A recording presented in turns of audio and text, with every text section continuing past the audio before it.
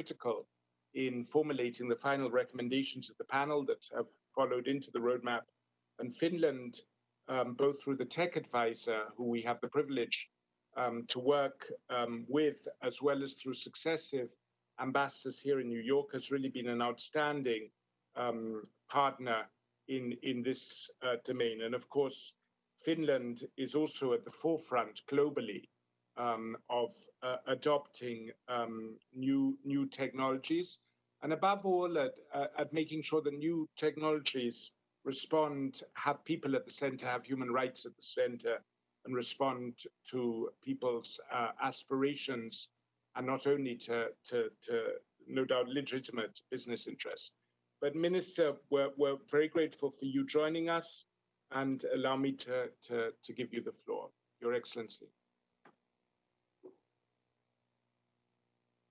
Your Excellencies, ladies and gentlemen, hope you can hear me.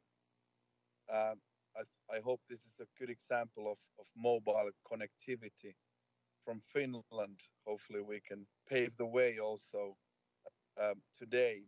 So good morning to you, everybody. And first of all, I really want to emphasize that Finland is very committed to take our common agenda further when it comes to digitalization and all the good work what we have done together already so far. And thank you, Singapore, dear colleague. I'm so happy to hear about your commitment and achievements. It's great work, and we really appreciate that.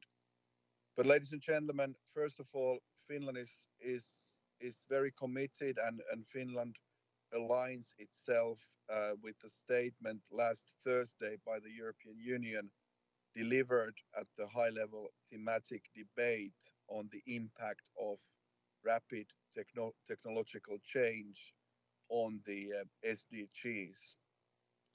There is a very broad consensus that innovation and digital cooperation do not only can, but also must be a tool for sustainable development. Without enhanced digital cooperation, we will almost certainly miss the sustainable development goals. Not just some, but actually all of them. I therefore want to come for having placed innovation and digital cooperation at the very core of his agenda and the organization's programmatic work. In this connection, I would like to single out the establishment of the high-level panel on digital cooperation in 2018. Finland has been proud to support the follow-up to the panel's report in a number of ways, including through active participation in the work of the Roundtable 3C on artificial intelligence. As noted already in 2018 in the joint French-Finnish statement on artificial intelligence at the level of heads of state, artificial intelligence provides huge social and economic opportunities, but also challenges to be tackled. The president stressed the need for government's active role in promoting fair, inclusive, and really a human-centric vision of AI that builds on and fosters the trust. And dear friends, colleagues, I really want to emphasize the importance of trustworthiness. It is exactly the goal of trustworthy AI where Finland sees great opportunities for protection of privacy and human rights, but also development and economic growth. Without trust to AI systems, consumers will simply not use them. In terms of ethics and values, we promote the development of ethical foundations ensuring that the use of AI rests on fundamental and human rights. The creation of ethical principles are a first step towards a trust-based use of artificial intelligence. In this context, principles of transparency, reliability, and accountability are essential. Let me also say a few words on internet governance. We strongly recommend that the idea to strengthen the work of the Internet Governance Forum is really the key. While doing so, we recognize the important achievements that the IGF has made in the area of digital cooperation, especially through involving all the stakeholders and raising digital awareness among the least developing countries and providing them opportunities to be involved. This is possible through extensive capacity building, and for Finland as a major funder and supporter of the IGF, we are so satisfied for the progress made on this score. However, there is a growing need to do more in this area, and we should make sure that the IGF has more and stable resources to focus on its important work. Therefore, we should really come up with an arrangement that can provide stable funding and enable long-term planning of the IGF. Thank you so much, and once again, regards from Finland, and look forward to seeing you. Thank you so much, Minister, and let me reiterate the thanks for the outstanding support you've provided. Not support, guidance, inspiration you've provided the United Nations and the Secretary General in moving forward in this area. I think there were at least two key points from your message today. One, that without enhanced digital cooperation, we will not meet the Sustainable Development Goals. I think there's no secret that the Sustainable Development Goals have suffered a major blow through COVID. For the first time in 30 years, in most countries, development indicators will go backwards. And it's only through new technologies that we will manage the catch-up. But therefore, we need to guard that they don't become a source of undermining the SDGs, but we position them to make sure that they maximize the chances of reaching the SDGs. And your second key point was that without trustworthiness, the spreading the benefits of AI will be threatened. And I think, like many new technologies, that there is a lot of nervousness around it, which is manifest in some of the popular stories that we see in the newspapers. And building that trust is critical to be able to reaping the benefits. And that is exactly in those directions the recommendations of the Secretary General roadmap are directed. We're now going to go into our substantive discussion around, specifically around artificial intelligence and global digital cooperation. And we're very lucky to be able to start the session with, again, three extraordinary speakers. The French Minister for Digital Affairs, His Excellency Mr. Cédric O. Then we have my much admired senior colleague, the Director General of UNESCO, Madame Audrey Azoulay. And then we have someone who has been a very early pioneer, not just of AI, but in particular of highlighting to the world both the risks and the benefits of AI and advocating for safe AI, Max Tegmark. So let me begin with His Excellency, the Minister for Digital Affairs of France. France has also been a steadfast supporter and leader on digital technologies in New York, and we're very honored to have you with us, sir. Your Excellency, the floor is yours. Yeah, thank you very much. To begin with, I would like to express how pleased I am to speak before you today within this United Nations framework, which embodies multilateralism that France will continue to support. I would first like to congratulate the UN Secretary General for initiating this whole process in 2018 and convening the high-level panel on digital cooperation. This initiative has clearly given a new boost to the global debate on digital governance, which is an increasingly crucial topic, particularly in the context of the pandemic.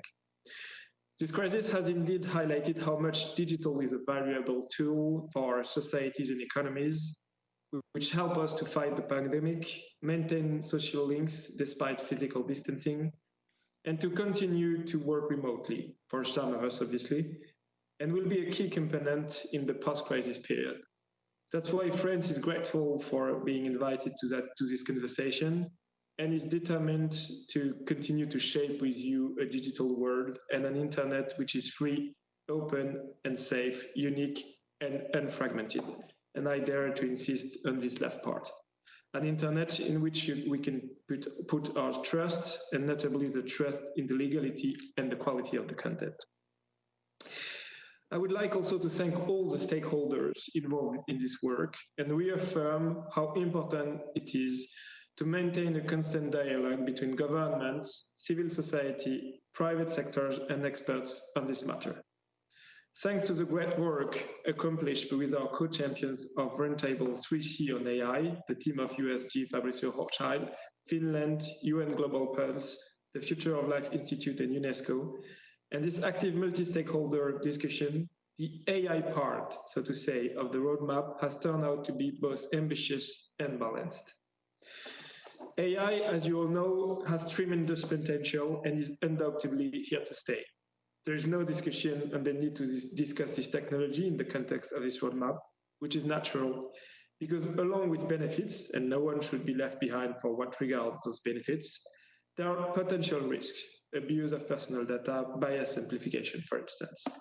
Those risks we have to mitigate. Recent advances in AI in many areas and the growing influence of algorithm on our lives reinforce its place in the public debate. For example, when we consulted the supporters of the Paris Call for Trust and Security in Cyberspace earlier this year, artificial intelligence was a technology most mentioned by participants in terms of both potential destabilizing impact and promising applications. The 5 principles we've been agreeing on: an AI that is trustworthy, human right-based, safe and sustainable, and promotes peace, matches perfectly with the objectives and values France is promoting regarding this technology. The construction of an AI for humanity. First, it highlights that we don't have to be afraid to say that we have values, and that these values, human right-based, are democratic and universal, and with that we have to defend them. Secondly, it sends a signal that our values will shape technology and technical choice, and not the opposite.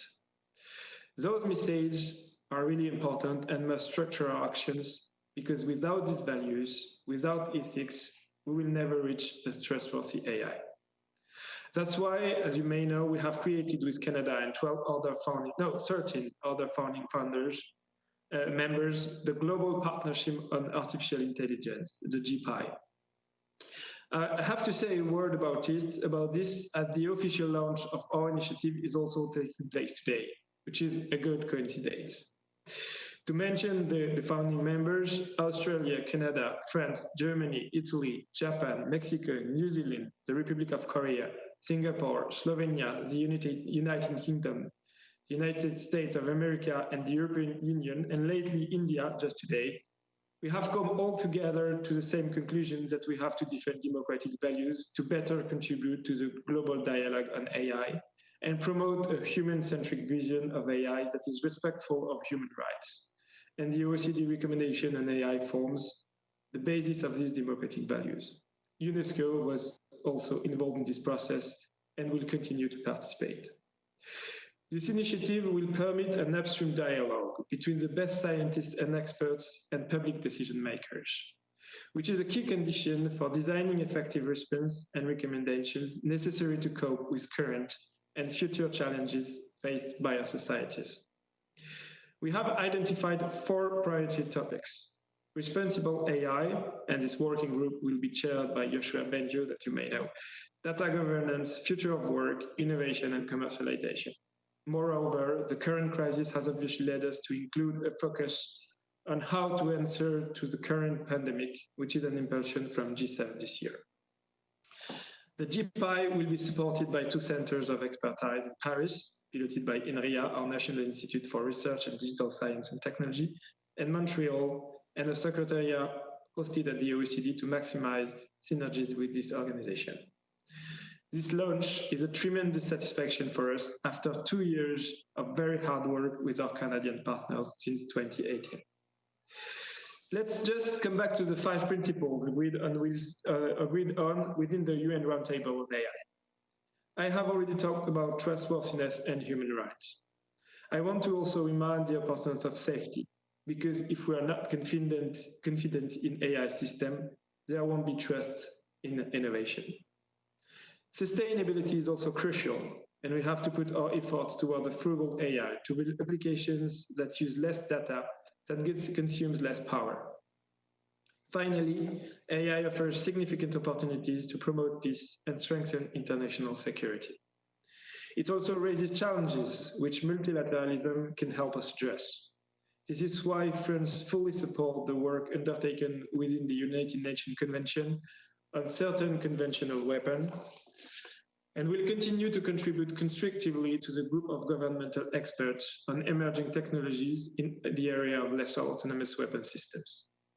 To conclude, on the idea to create a multi-stakeholder advisory body on global artificial intelligence cooperation to the UN Secretary General, I think it is promising, as long as it sticks to a role of cooperation and debates and does not try to be yet another normative body. If it plays its role of UN cooperation and experience sharing body between already existing initiatives, it can have a real added value and become a pivotal element of a future global AI governance system. Thank you very much. Thank you so much, and thank you. Congratulations on the launch of your initiative today. I must say, I recall President Macron's speech to the IGF in 2018, where he very eloquently argued for value-based approaches to the internet and the need for civil society, governments, and the private sector to come much better together. And it was really inspired by that speech that the roadmap also developed. You know, the partnership you mentioned among 13 countries sounds tremendously valuable. Of course, I think the added value of the UN is the universal approach with all 193 member states. And we're very lucky that pioneers in that area our colleagues from UNESCO, who have a long and distinguished history in bringing ethics and value to scientific development. And of course, in biotechnology, the work of UNESCO on ethics has been absolutely critical in keeping the science safe. And my much admired colleague, Madame Azoulay, has been spearheading the work of UNESCO in developing adequate ethical frameworks for AI. And we're very honored, Madame Azoulay, to have you here with us today. And let me hand the floor to you.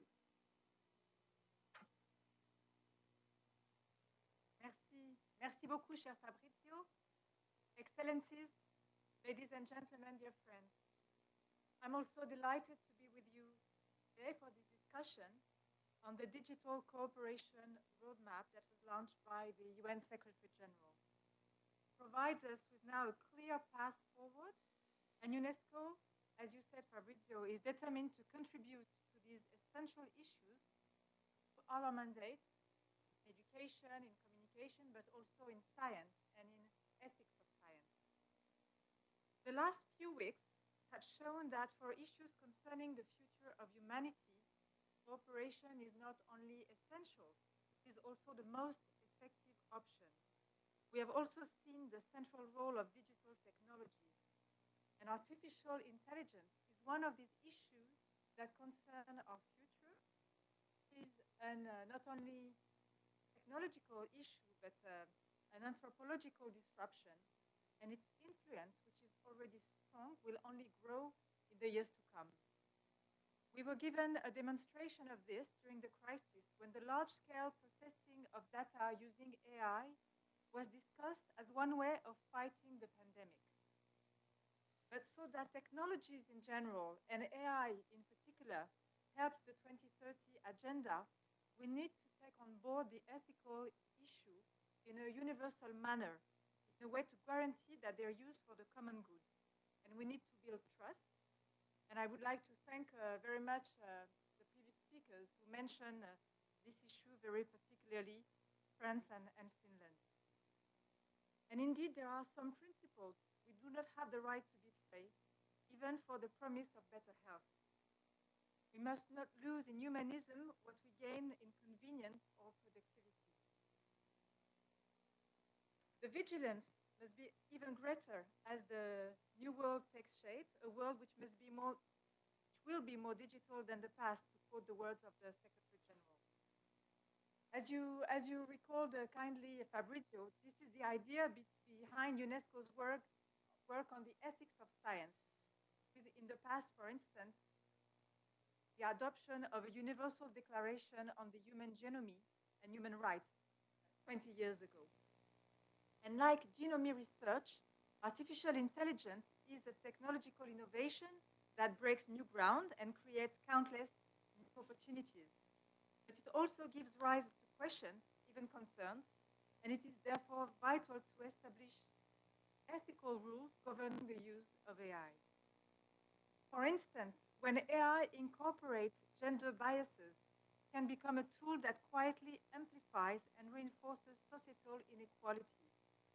This was the message conveyed last year by one of our publications, a UNESCO report that we have called "I'd Blush If I Could." Another example is that existing AI principles for data analysis, we've seen that they tend to minimize or overlook environmental or sustainability concerns. This was the conclusion reached by UNESCO after reviewing a number of documents and studies on the existing principle on ethics of AI. Quote one of these studies: sustainability, dignity, and solidarity are significantly underrepresented compared to other ethical dimensions, which suggests that these issues might be currently flying under the radar of the mainstream AI ethics debate.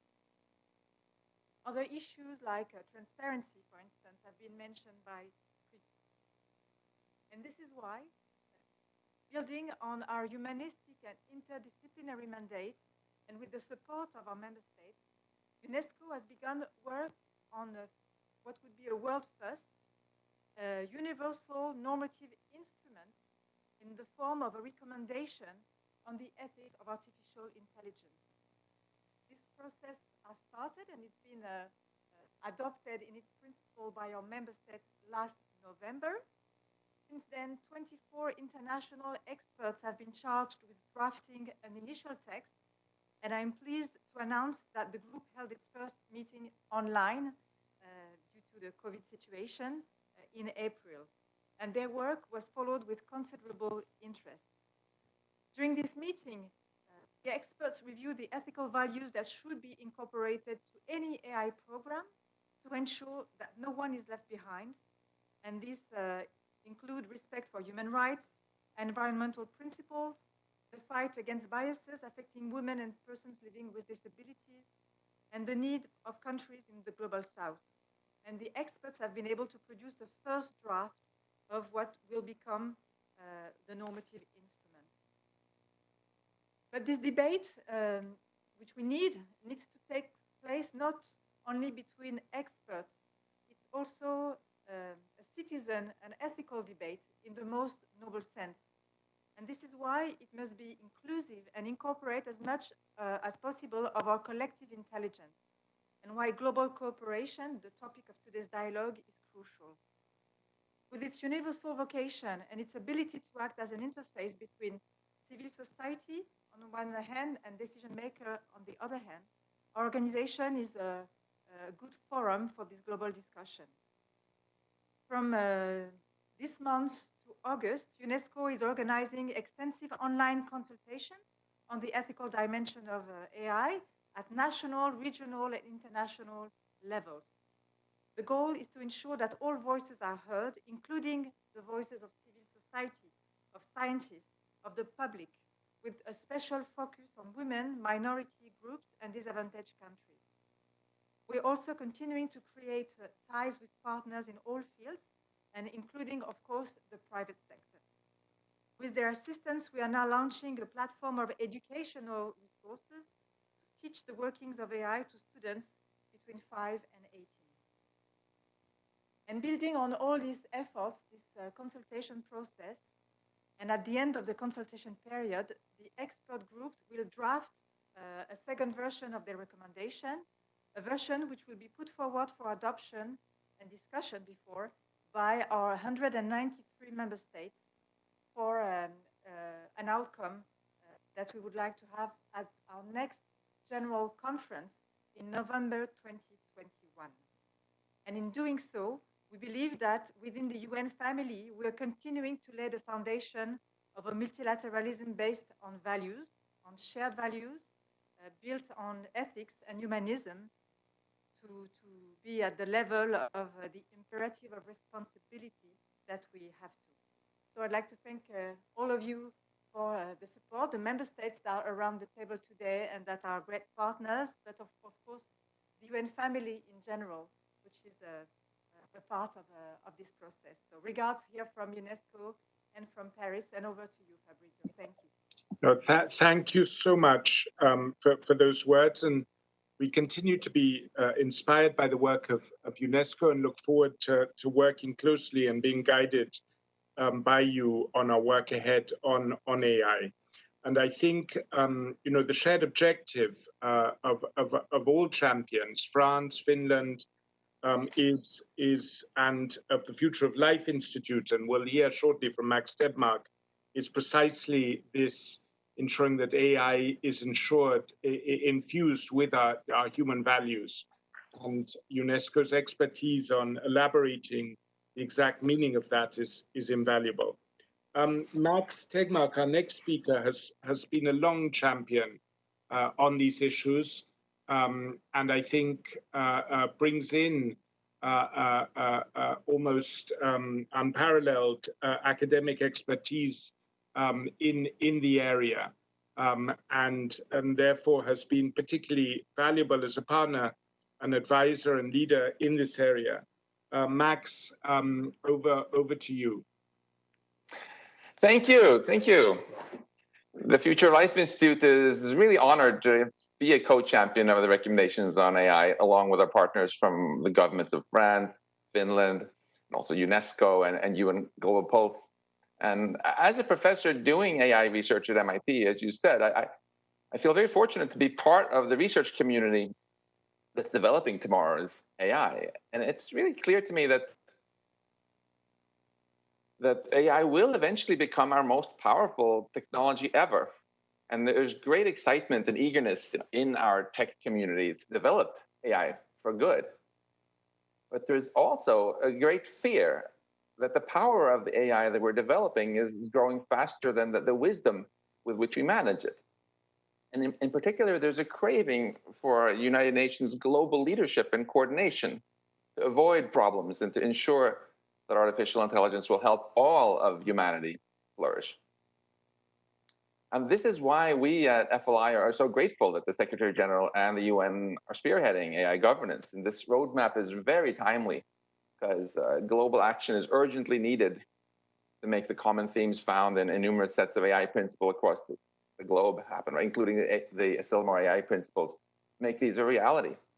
And this means drawing a clear red line between acceptable and unacceptable uses of artificial intelligence. For example, leading AI researchers strongly believe that life and death decisions should not be delegated to machines, period.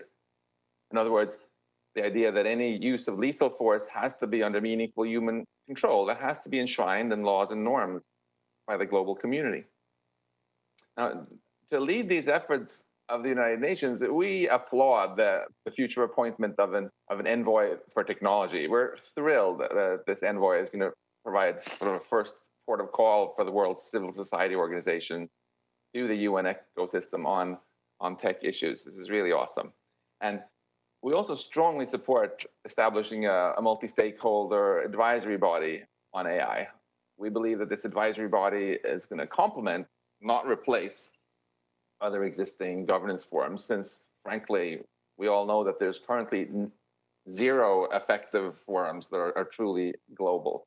And for this, and we also support, of course, the participation of otherwise underrepresented voices in the discussion about governing AI through this advisory body. And this body will also identify best practices in an international governance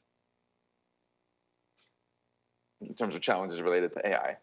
So we also support, of course, and endorse this vision at the heart of what we're talking about here today, that the universal goals of governance should be to make AI trustworthy, human rights-based, safe, sustainable, and peace-promoting. And I want to emphasize that these themes are intertwined and interdependent. So you can't cherry pick and just have one of them without the other.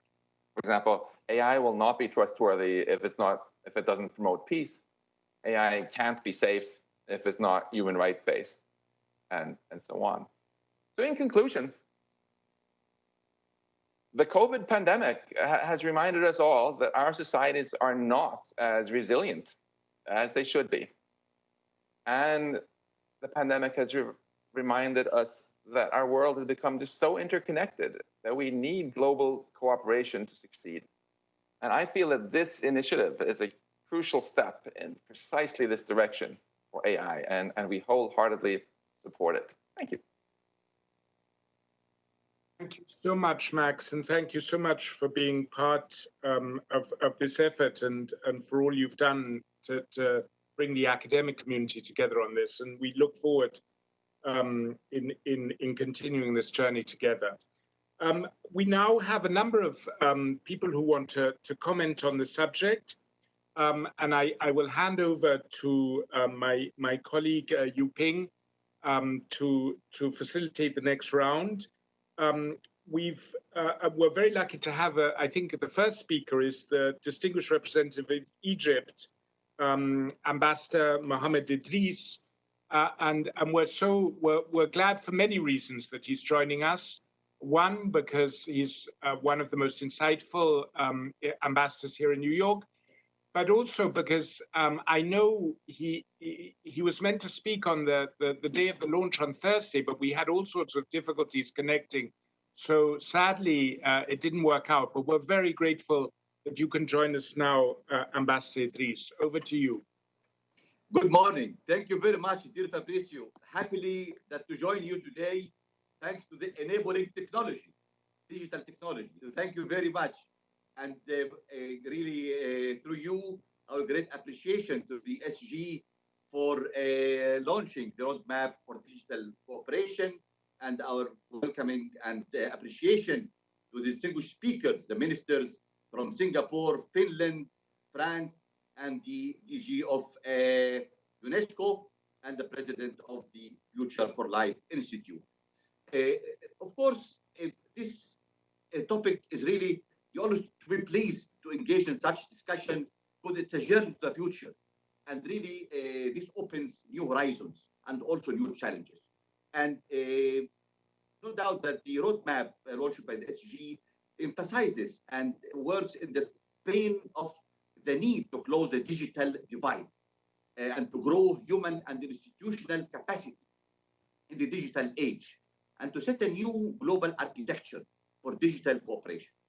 And I'd like to indicate that the new technologies are already having a major impact on the world. That impact is both positive and negative. And we need, of course, to maximize the positive side. And so we need, so we can reduce the inequalities that might take place. No need to mention that the extraordinary times we are passing through requires extraordinary measures. And due to the cross-border nature of digital technologies, international cooperation is more important than ever. Digital technologies are also crucial to the roadmap to the future of the UN and the world, the 2030 Agenda, SDGs. So it definitely is an enabled instrument to achieve these goals. And during this decade of action, we have an opportunity now to address how we can continue the momentum and use the lessons learned during the COVID-19 crisis to leverage technology for good, especially for accelerating progress on the United Nations Sustainable Development Goals. I would like to refer that to highlight that concurrent advances in information technology, infrastructure, and mobile computing power in many developing countries have raised hopes that artificial technology might help to address challenges unique to the field of global health and accelerate achievement of the health-related sustainable development goals. And rapidly developing fields such as AI and blockchain hold great potential to improve well-being and generate innovative solutions for global challenges.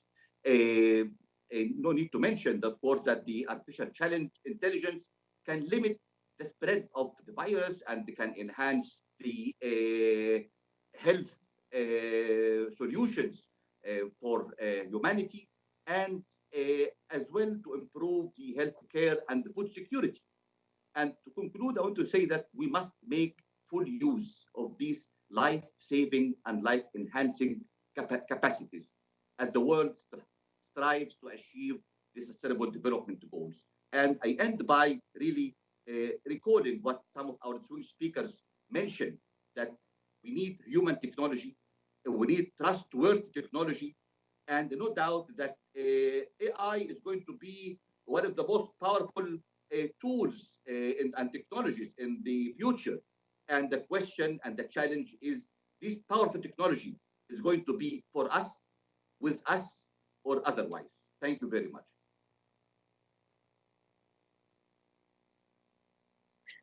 Thank you so much, Ambassador. We are so honored to have you speaking with us today.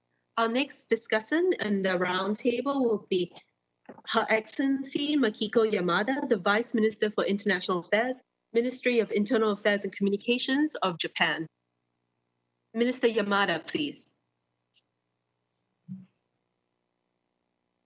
Hello, everyone, and thank you for giving me the chance to talk in this very important session. And so, can you hear me? Yes, we hear you great. Yes, we can. Okay, thank you very much. Yes, and so artificial intelligence is prevailing into every corner of the economy and society, and becoming the heart of digital transformation. In the response to COVID-19 pandemic and in the course of economic recovery, the great potential for AI is being demonstrated. Japan has recognized its tremendous potential impact at an early stage and made a proposal to start an international discussion on AI principles at G7 ICT Ministers meeting in 2016, and took the lead in the following discussions at G7, G20, and OECD and more. As the roadmap on digital cooperation describes, AI discussions need to gain inclusive global participation so that AI may be able to contribute to advancing SDGs and to realizing inclusive digital society. At the same time, the discussion should be facilitated in a multidisciplinary manner and with a multi-stakeholder approach. With the objective of promoting AI discussions toward strengthening global digital cooperation, I would like to emphasize that human centricity should continuously serve as the basis of the discussion, taking into account the strong commitment made by so many countries and stakeholders in previous discussions.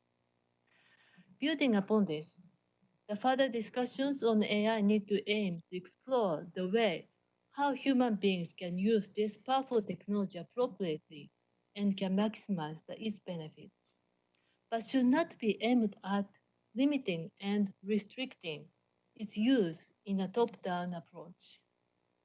Last but not least, I would like to echo the importance of universal connectivity here.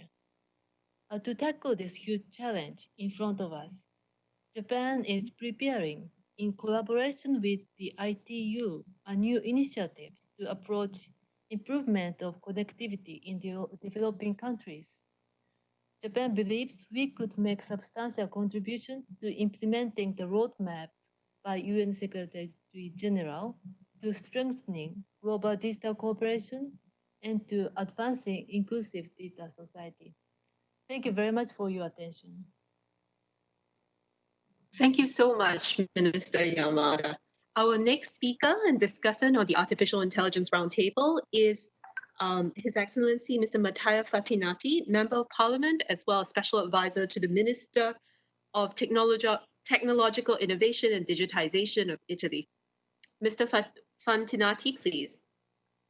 Buongiorno e grazie. Thank you very much. Thank you very much, the Secretary General Fabrizio Rossi, and thank you all distinguished colleagues for this opportunity to join the discussion about the near future of artificial intelligence.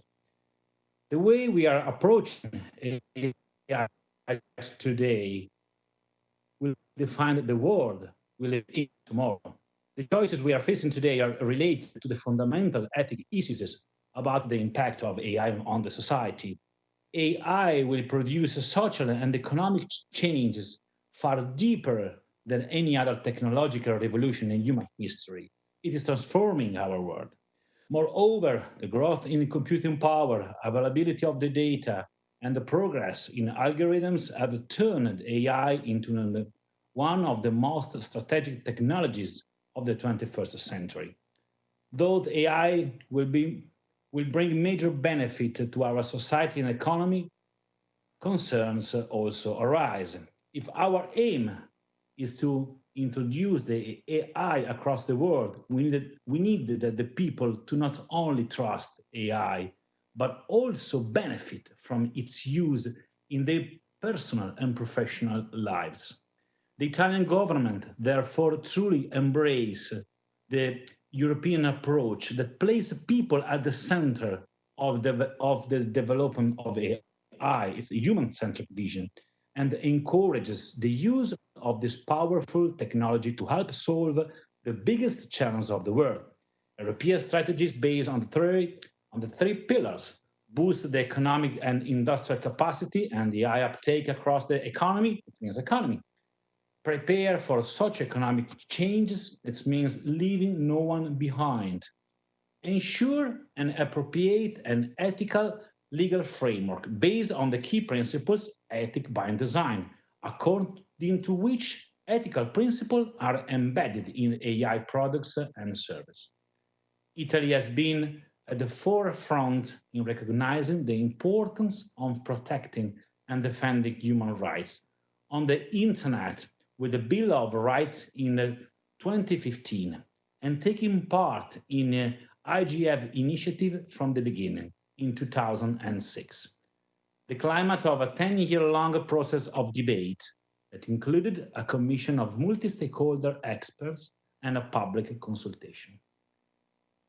Italy is going to set out a strategy on AI, emphasizing the need of collaboration among multi-stakeholders in order to strengthen AI production for Italian industries and the AI adoption in the digital economy, exploiting the potential of the Mr. data Fattinati. economy. Yeah. If I could ask you to round up soon, please. Yeah, sure.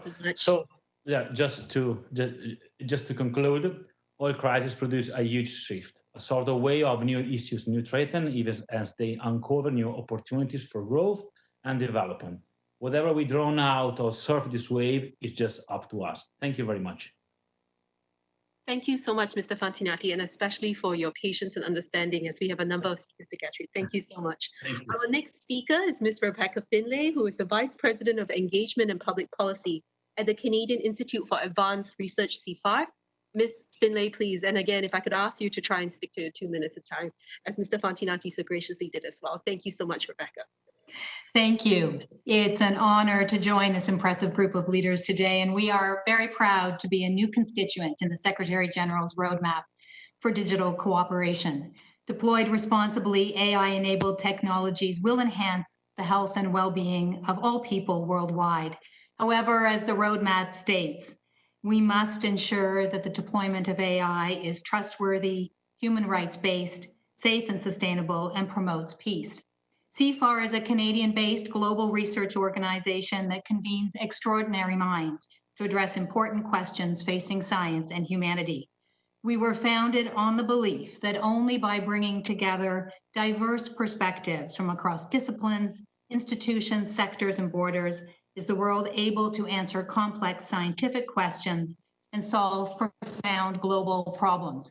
Today, we are probably most well known for our early investment in artificial intelligence research, which was acknowledged last year when 3 CIFAR fellows, Geoffrey Hinton, Joshua Bengio, and Jan LeCun, were awarded the Turing Prize. CIFAR leads the Government of Canada's Pan-Canadian AI strategy, the world's first national AI strategy, and looks forward to supporting the global partnership on AI. Deploying what we know about what makes societies successful will be foundational to sustaining today's global efforts in AI to respond to COVID-19 and other global challenges. This is the opportunity for this roadmap and the multi-stakeholder effort that supports it. Together, we can address some of the most important questions before us. In partnership with Canada, the UK, and France, we have held international working groups on topics such as Indigenous protocol and AI, democracy and AI-powered information ecosystems, sustainability, and the regulation of AI-driven defense and security technologies. In late March, we convened experts to come together specifically on AI and COVID-19, and followed this up with an extra report on the social and technical issues associated with novel technologies in a pandemic. But our work is just beginning. Multi-stakeholder consultation and engagement are as critical today as they were when CIFAR was founded, and perhaps more so. We must find new ways to work together to harness technology's opportunities while mitigating its threats, particularly in a world facing this pandemic, the climate crisis, and long-standing systemic inequity. I'd like to thank the champions for the Roundtable on AI and the Undersecretary General and his team for their leadership. We look forward to supporting and participating in future multi-stakeholder consultations to move the roadmap forward. Thank you. Thank you so very much, Rebecca. The next speaker is Mr. Yi Zheng, the Director of the Research Center for AI Ethics and Safety from the Beijing Academy of AI. Yi Zheng, please. So can you hear me? Yes, we can. Hello? Go ahead, please. Okay, good. It's an honor to join the venture and the establishment of the great roadmap in here. So I would like to tell a very short story that when I was personally involved in the UNESCO AI ethics ad hoc group for developing the recommendation of AI ethics. But actually, when we were talking about living in harmony, I was thinking this is very non-Western value, and people like it. And then people say that, oh, this is very deeply rooted in African philosophy. I was thinking living in harmony was in China, Japan, and Korea. So you see that when you have the idea, actually, people do share a lot of understanding. So this is why we need to link all the AI ethical principles together to actually to avoid the misunderstanding and to make the bridge for the East-West efforts, I would say. So during the roadmap that when you mentioned that more than 160 proposals worldwide, and then we don't really have a platform to link them together. I think this is something that really essential to link them together. So this is why at Beijing Academy of AI, we were doing a project called Linking AI Principles to support this kind of idea. When talking about AI for SDG, well, it can be positively used and also negatively used to promote relevant areas. For example, it's not really everything related to healthcare is really sustainable, but when you are having privacy concerns for contact tracing apps, well, in this case, this kind of trying is not really sustainable. So this is why I feel this is also really essential to push the idea for AI for SDG, not only to have the positive side, but also would like to have an eye, as always, to on the negative side. So this is why at Beijing Academy of AI, we propose the idea for AI for SDG think tank to share all the efforts worldwide, make it freely used to everyone, and actually to bridge all the efforts together. In a summary, that I would like to say, as a nonprofit research organization located in Beijing and supported by the Beijing government and the National Ministry of Science and Technology, we would promote all the ideas at the roadmap, the digital cooperation, as a hub for the efforts in China, and also as an international city. Beijing would like to contribute all what we can do to promote the idea from the digital cooperation roadmap to connect to all of you to contribute to the world to make it better. Thank you. 谢谢. Thank you, Yi-Zeng. Thank you very much. Our next speaker is Mr. Cyrus Hodds, the chair of the AI Initiative at the Future Society. Cyrus, please.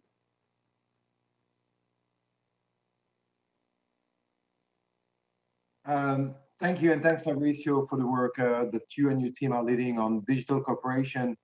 As constituents of recommendation 1B on digital public goods and 3C on AI, the AI Initiative of the Future Society would like to underline the ever-increasing necessity for the global cooperation which we are fostering in the digital space.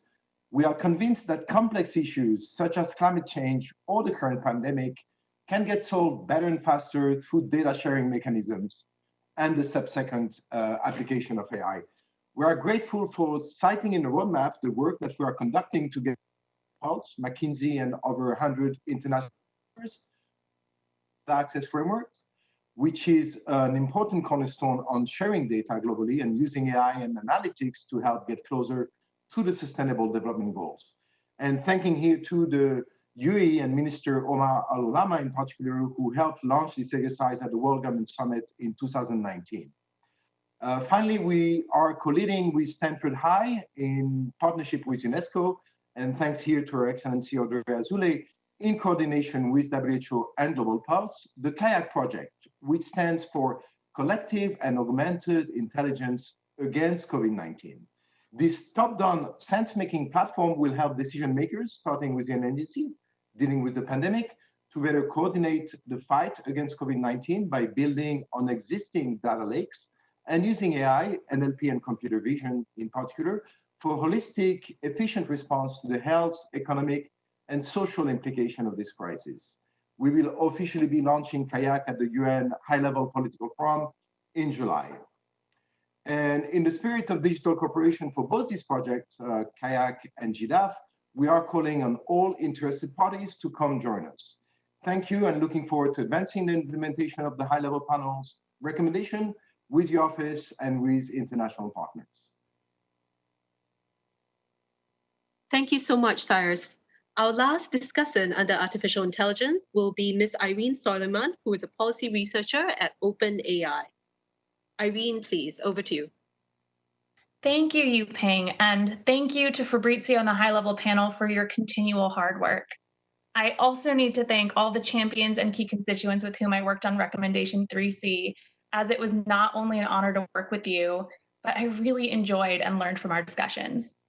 As Yuping said, I'm Irene. I'm a policy researcher at OpenAI, and I'll first tell you a little bit about OpenAI. We are an AI research and deployment company based in San Francisco, and our mission is to develop transformative artificial intelligence and ensure it benefits all of humanity. That mission takes 3 streams of work: technical research and development, safety research, and policy work. But all 3 of those really go hand in hand, similarly to the 3 challenges described for AI in the roadmap. Inclusiveness, coordination, and technical expertise must overlap.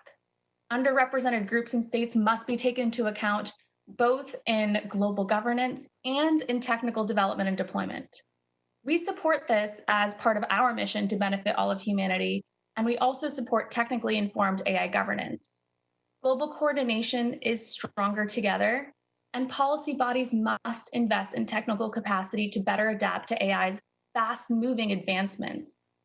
Personally, coming from a technical policy team, I believe that continuously updated technical expertise helps inform adaptable AI policy. And I've seen technical knowledge in the UN put to practice. For example, with the Global Pulses work and also with the ITU, ever since the AI for Good report's conception, I have looked forward to those releases every single year. As those reports track AI work by entity, I encourage similarly tracking progress in AI towards SDGs. I'm really excited to see this roadmap implemented, and I'm looking forward to the UN's work addressing these challenges. Thank you, Yuping. Thank you so much, Irene. Back to our USG, Mr. Hochschild, for the next roundtable. Thank you, and I'd like to thank all those who intervened for their insights and for the commitment to continue forward together on this journey. We will really need your continued sustained effort and focus to translate the aspirations and the recommendations of the roadmap into a reality. We come to our next focus area of today's discussion, which is global digital cooperation. And we've seen, I think Professor Tegmark made the point that the development of technology and its application has far outstripped the wisdom and institutions to make sure that it's kept safe and benefits as many people as possible. And perhaps one sign of that pacing discrepancy is a proliferation of governance mechanisms. It's not that there is a void of governance. On the contrary, there are many governance mechanisms. The point is, though, the challenge is, though, that they're often not entirely effective, they're fragmented, they don't necessarily talk to each other, and they're not always inclusive. They tend to represent a narrow group of stakeholders or have a fairly narrow geographic base. So, of course, the aim is not to reinvent the wheel. The aim is to see how we can do better with what we have in terms of governance. And many have already spoken up in terms of strengthening the IGF, the Internet Governance Forum, the body that came almost 15 years ago out of the WSIS summit in Tunisia. And it was set up explicitly as a body not so much to exercise internet governance. That was never the point. The point was to talk about internet governance.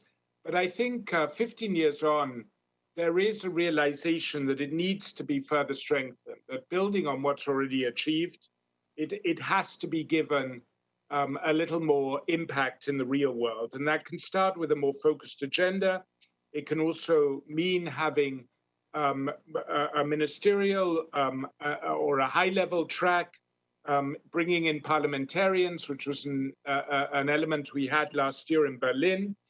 And it can also mean having stronger links with its national and regional and sub-regional offshoots. And it can also mean having policy recommendations as an outcome. So that's one of the areas where the Secretary General's roadmap proposes the strengthening of governance. And then, of course, there is also the proposal that many have already spoken favorably for, of the appointment of a tech envoy to help guide this discussion forward. For the issue of global cooperation, we've had two extraordinary champions, the UAE and Germany, and we're very lucky to introduce this topic today to have the Minister of State for AI, and if I'm not mistaken, that is the first, the UAE is the first country in the world to appoint a minister with responsibility for this area. I'm sure others will follow. And then we also, His Excellency Omar bin Sultan Al Olama.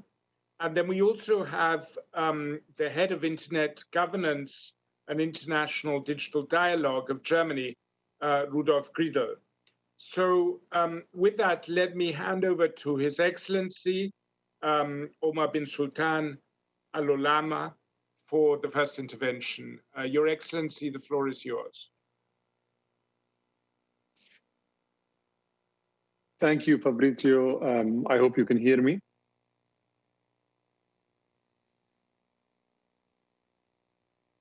Loud and clear. Thank you, Fabrizio. I'd like to start by thanking His Excellency Antonio Guterres for this much-needed initiative and extend my thanks to you, Fabrizio, for your integral and inclusive approach over the last 3 years. Your Excellencies, distinguished guests, ladies and gentlemen, I'm happy to be participating with friends and colleagues from around the world. If anything, this shows the importance of digital cooperation for all governments. The UAE has been a strong proponent of the Secretary General's high-level panel on digital cooperation, and we are honored that our Minister of Cabinet Affairs in the future served as a panel member. Ladies and gentlemen, fellow colleagues, we are currently at an inflection point. We've seen what 2025 looks like with our feet planted in 2020. And now we're presented with a question. Do we like the future that we're moving towards, or do we want to modify it? The COVID-19 pandemic has brought to the fore the inherent cracks in our system, making apparent the increasing inequalities that our past actions have produced. These actions are neither sustainable nor resilient. It has also presented us with a silver lining, obliging us to future-proof all of our next steps to ensure that what is to come is both agile and sustainable. Much like the Gutenberg press of the 15th century, that brought knowledge to 95% of the population that had no access to the wisdom locked within books, creating an entire new wave of jobs, industries, and the like. It has also intensified pre-existing notions and disparities of inequality. And today, while the world was contemplating whether to use one platform or the other, and which is better for communication, millions of people were still thinking of how to put food on the table. Digital cooperation is not just about cooperation. Its prerequisite is digital accessibility and inclusiveness. The haves and have-nots of the future will transform to the impacting and the impacted of global society. We are here today writing history, not for us in our respective societies alone, but for the entire 7.8 billion people on this planet and for generations to come. And our imperative today is that we ask ourselves 3 key questions.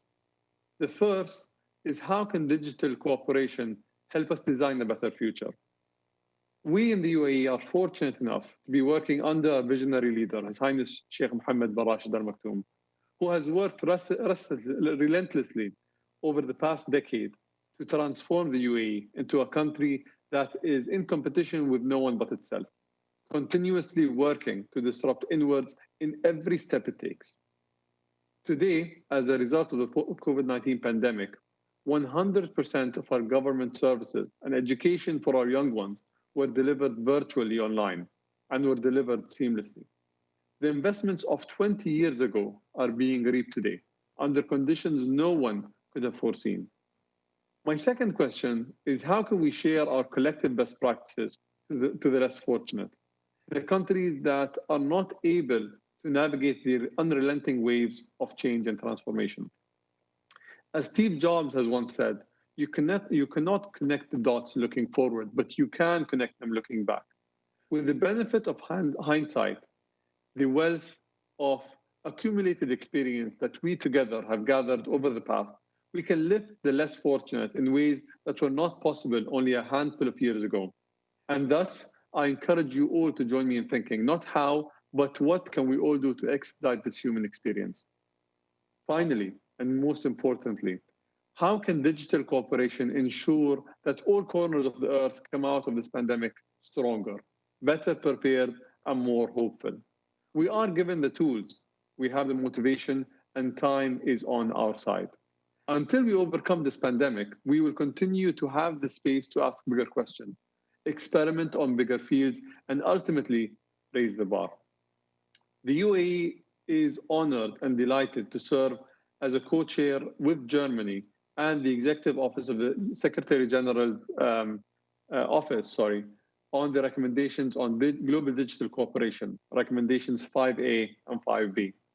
Since November 2019, we have worked with our co-chairs to encourage broader participation, bringing in the public and the private sector voices to consider what action can be taken to work together faster to address the growing need for cooperation in the age of digital interdependence.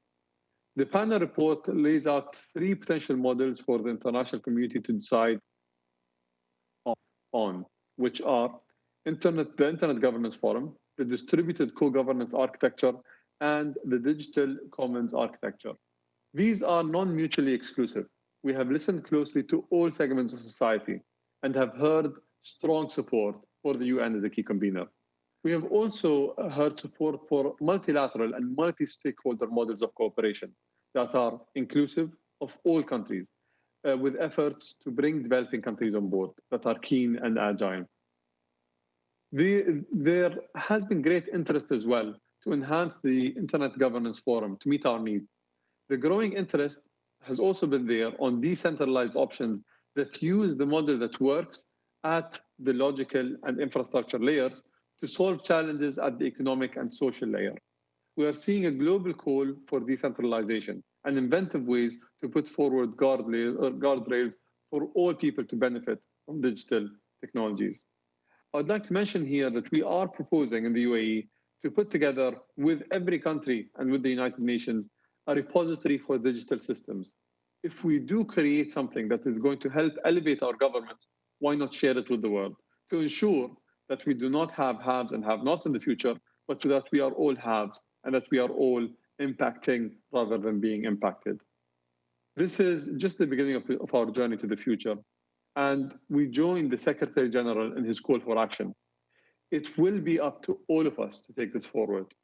On behalf of the government and the people of the United Arab Emirates, we wholeheartedly support the United Nations efforts on bringing the international community together for a better future. Thank you for your time. Thank you so much, Your Excellency, and let me thank you for the UAE's initiative in originally ensuring the setting up of the high-level panel on digital cooperation and your steadfast support on this agenda and inspiration to us, and we look forward to continuing that journey together. Thank you so much. And now let me hand the floor to Mr. Rudolf Gredl of Germany. Thank you so much. I am. Can you hear me? Yes, we hear you. Please go ahead. Okay. Okay.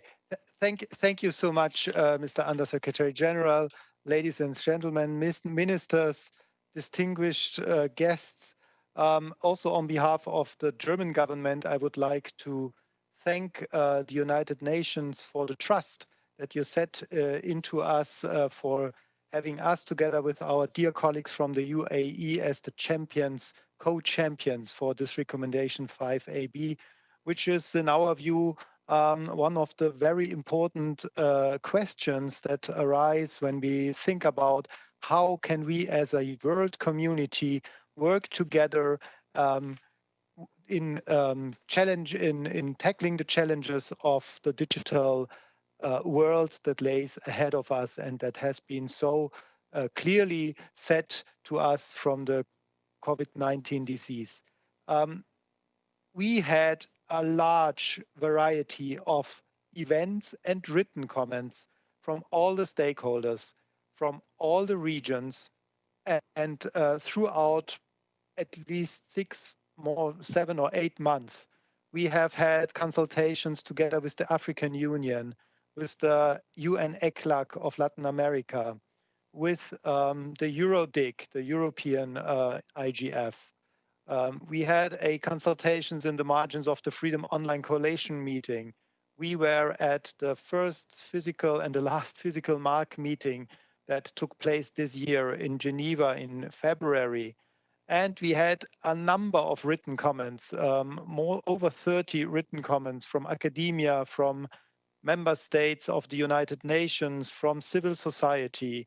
And finally, we did mandate Mission Publique to have a people's dialogue during these last 10 days. And we are now putting together the results, and we are very grateful that what we have been doing and are still continuing to do is so well interlinked with the roadmap that has been presented by the Secretary General last week.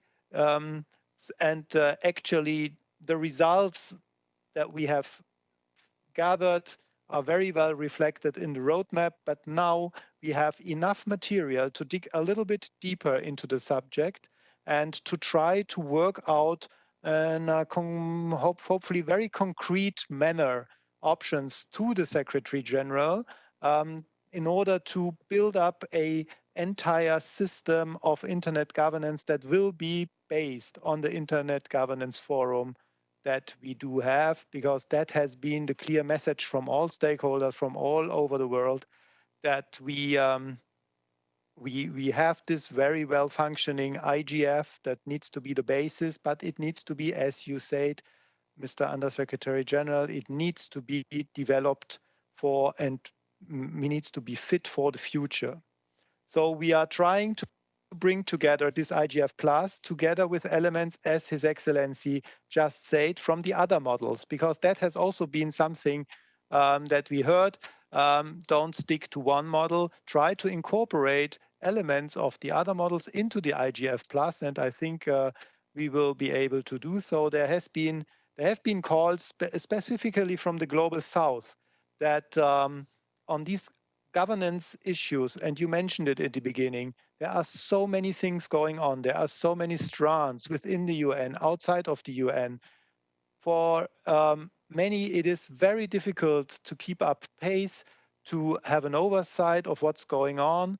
And that creates a feeling of not being empowered, of not being part of the system. And that is something we need to tackle in this new IGF structure, where everyone can come together and everything will come together. Another element that has been very strong was we need to keep the bottom-up approach as we have it now alive in the future IGF system. There have been no calls for the transformation of the IGF into a formal decision-making body. That has been something that we have not seen. On the contrary, many people say it needs to stay as open and as inclusive as it is, and multi-stakeholder based. So we are now on the basis of the roadmap, on the basis of what we have gathered throughout our consultations and in a written format, on an options paper to be presented together with our dear friends and colleagues from the UAE and from your team, Under Secretary General, to the SG. And we hope that we will be able to bring the discussion forward, to have good options for the SG, and then at a future stage to get to solutions that everyone can live with and that will bring internet governance on the stage that we need in this 21st century. Thank you very much. Thank you so much, Rudolf, and we're very grateful to Germany and UAE for leading this initiative and the very thorough work you're doing. And we look forward to incorporating your findings as we move forward. Let me now hand back to Yu Ping, my colleague, who will facilitate the next section. Thank you. Thank you so much, USG. Our first speaker in the discussants list is His Excellency Mr. Bakhtiyor Ibragimov, the Permanent Representative to the United Nations of Uzbekistan. Ambassador, are you on the line? Yep. Ambassador? Yes, please. Thank you, Madam Chair. First of all, I would like to commend all organizers for convening today's high-level meeting on advancing digital cooperation among governments, the private sector, civil society, international organizations, academia, the technical community, and other relevant stakeholders. I would like also to thank all high-level panelists for the informative presentation. Madam Chair, in the contemporary world, digital technologies make a significant contribution to the implementation of the 2030 Agenda for Sustainable Development. Over the past few days, in a series of meetings and webinars, various recommendations and ideas pertaining to the practical implementation of the Secretary General's roadmap for digital cooperation have been put forward by the UN member state and expert community. Therefore, today I would like also briefly share with you Uzbekistan experience in developing digital cooperation in our country. For the last 3 years, the government has designated the development of the digital economy, science, and education as the key pillars of reform in Uzbekistan.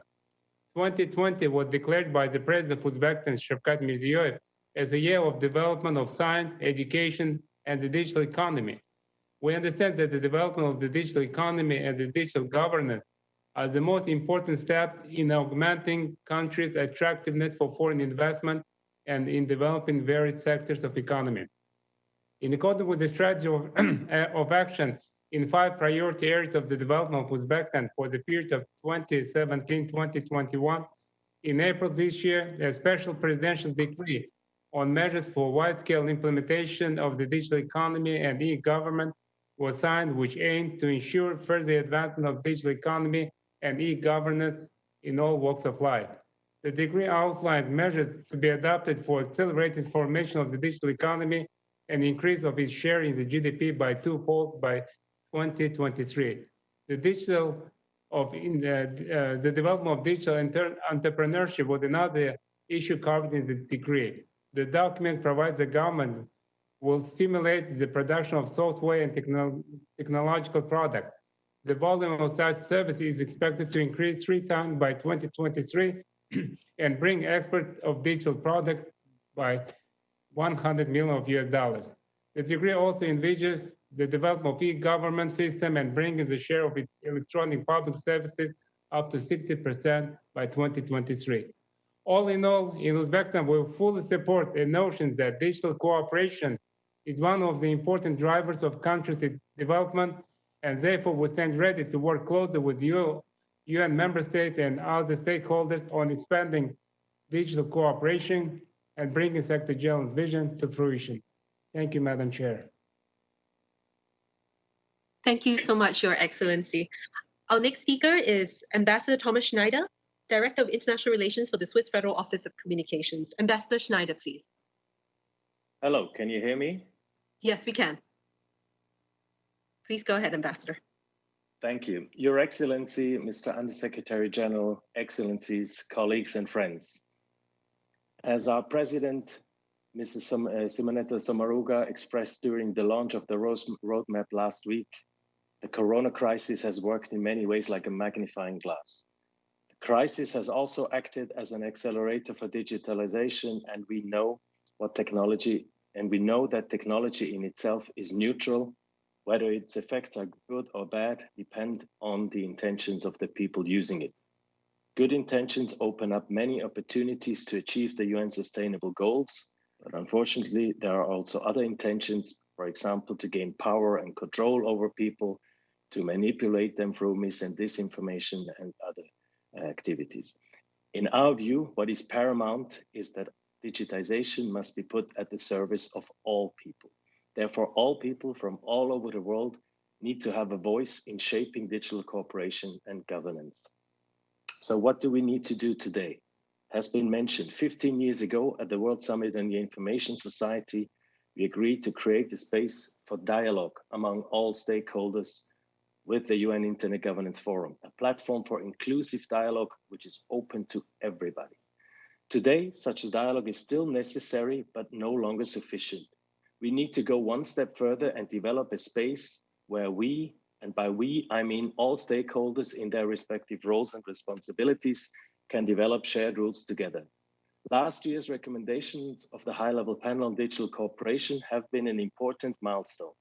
And the UN Secretary General's roadmap, as being presented these days, offers an important next step towards a more inclusive digital cooperation and governance.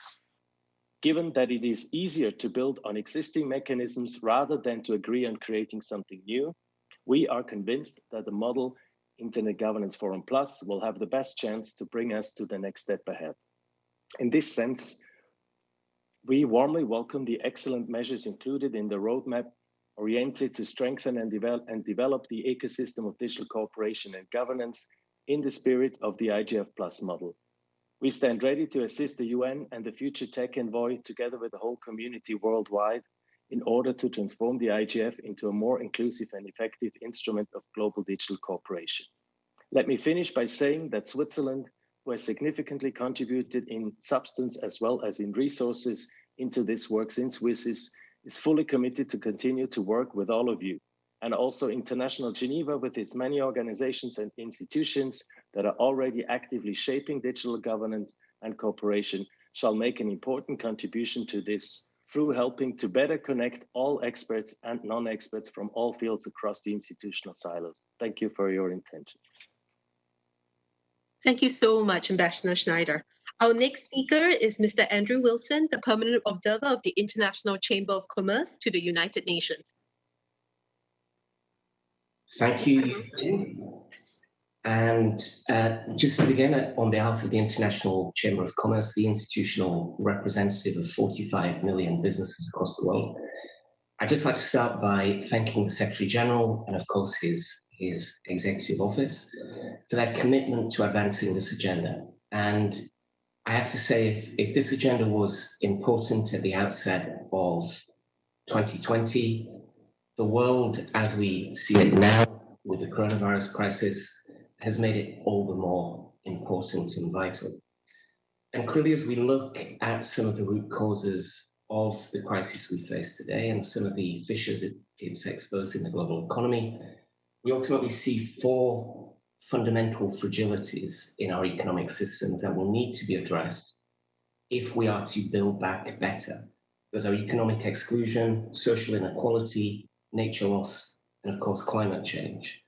And to really ensure a resilient rebuild, to really address those fundamental fragilities, digital cooperation and digital technologies will have to be leveraged at every possible moment. And we really do think that digital cooperation has to be paramount and foundational to any future rebuild agenda.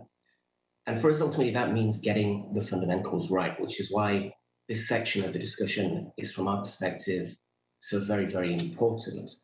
It's clear, and I'm delighted to hear some of the previous panelists emphasize this, that the internet and digital technologies really do require multi-stakeholder approaches if we're to ensure effective cooperation and if we're to leverage the full potential of technologies we see being deployed throughout our network from companies big and small.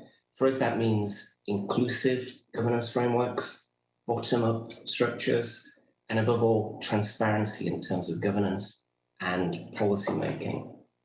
I just want to finish by emphasizing our very, very clear support on behalf of the global business community for the IGF Plus model, which is put forward very, very cogently in the Secretary General's roadmap.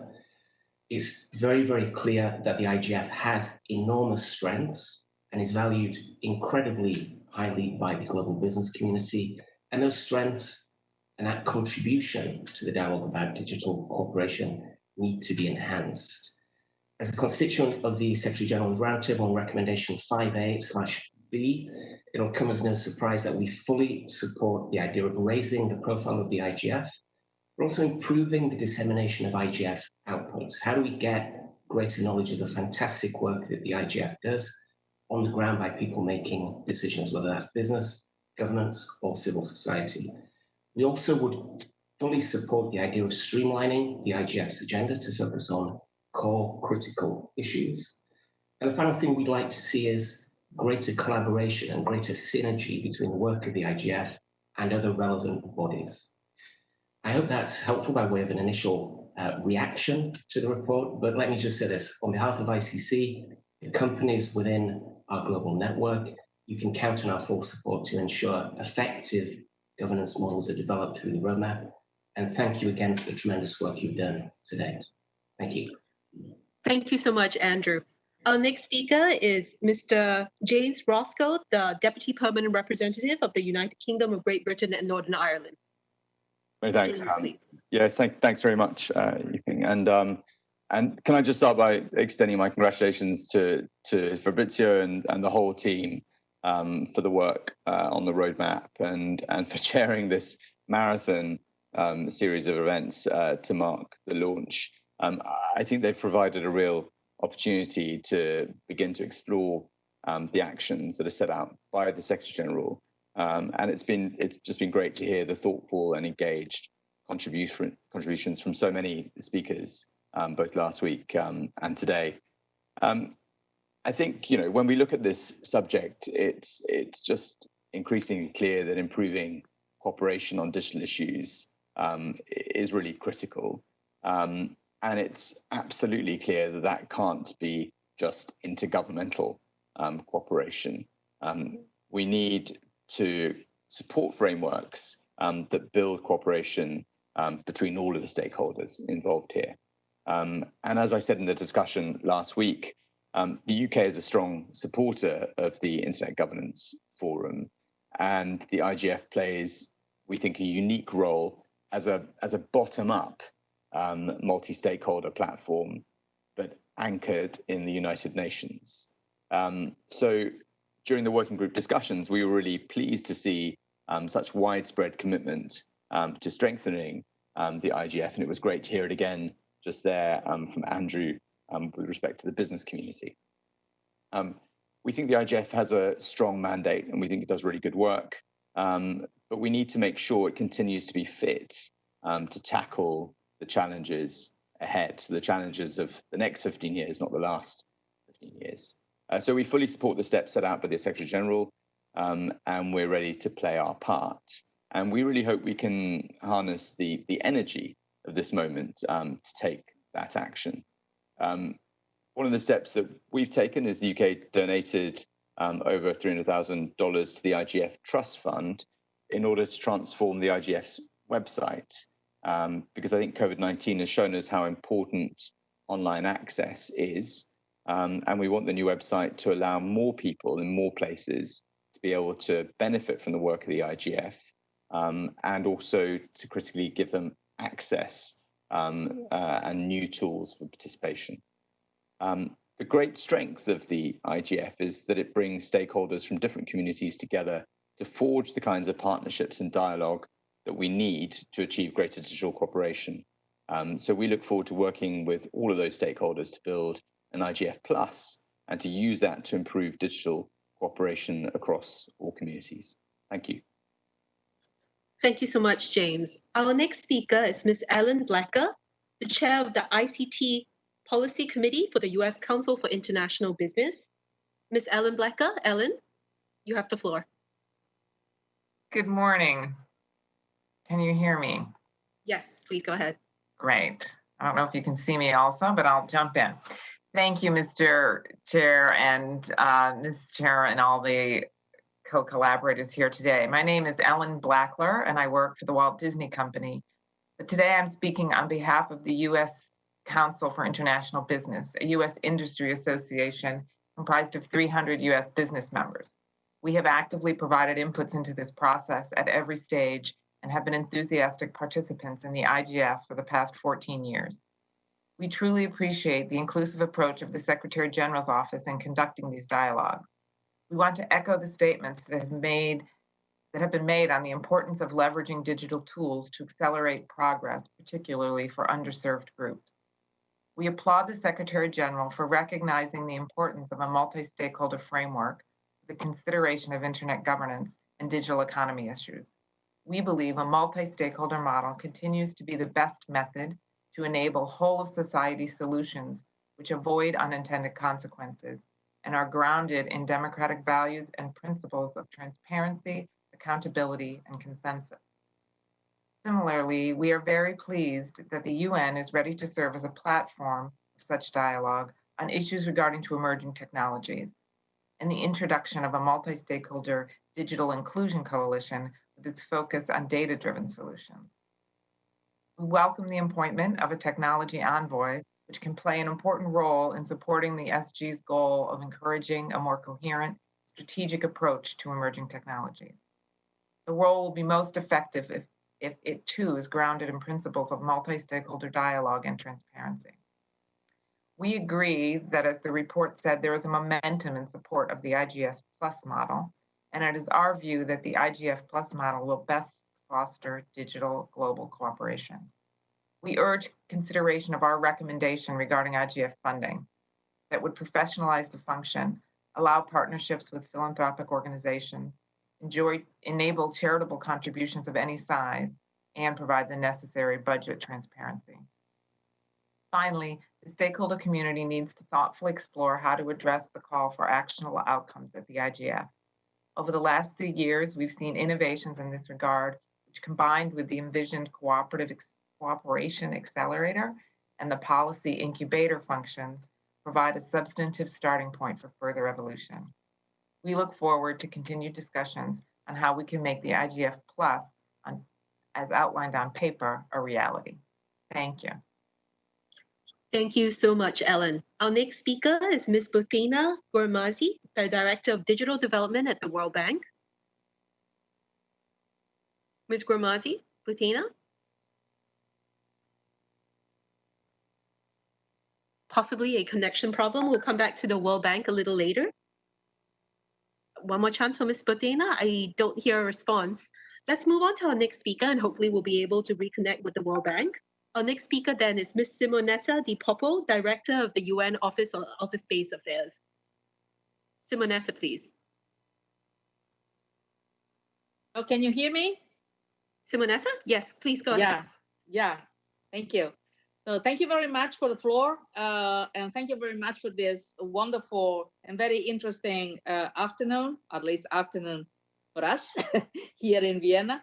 I would like to commend the effort that has been devoted to the Secretary General Roadmap for Digital Cooperation.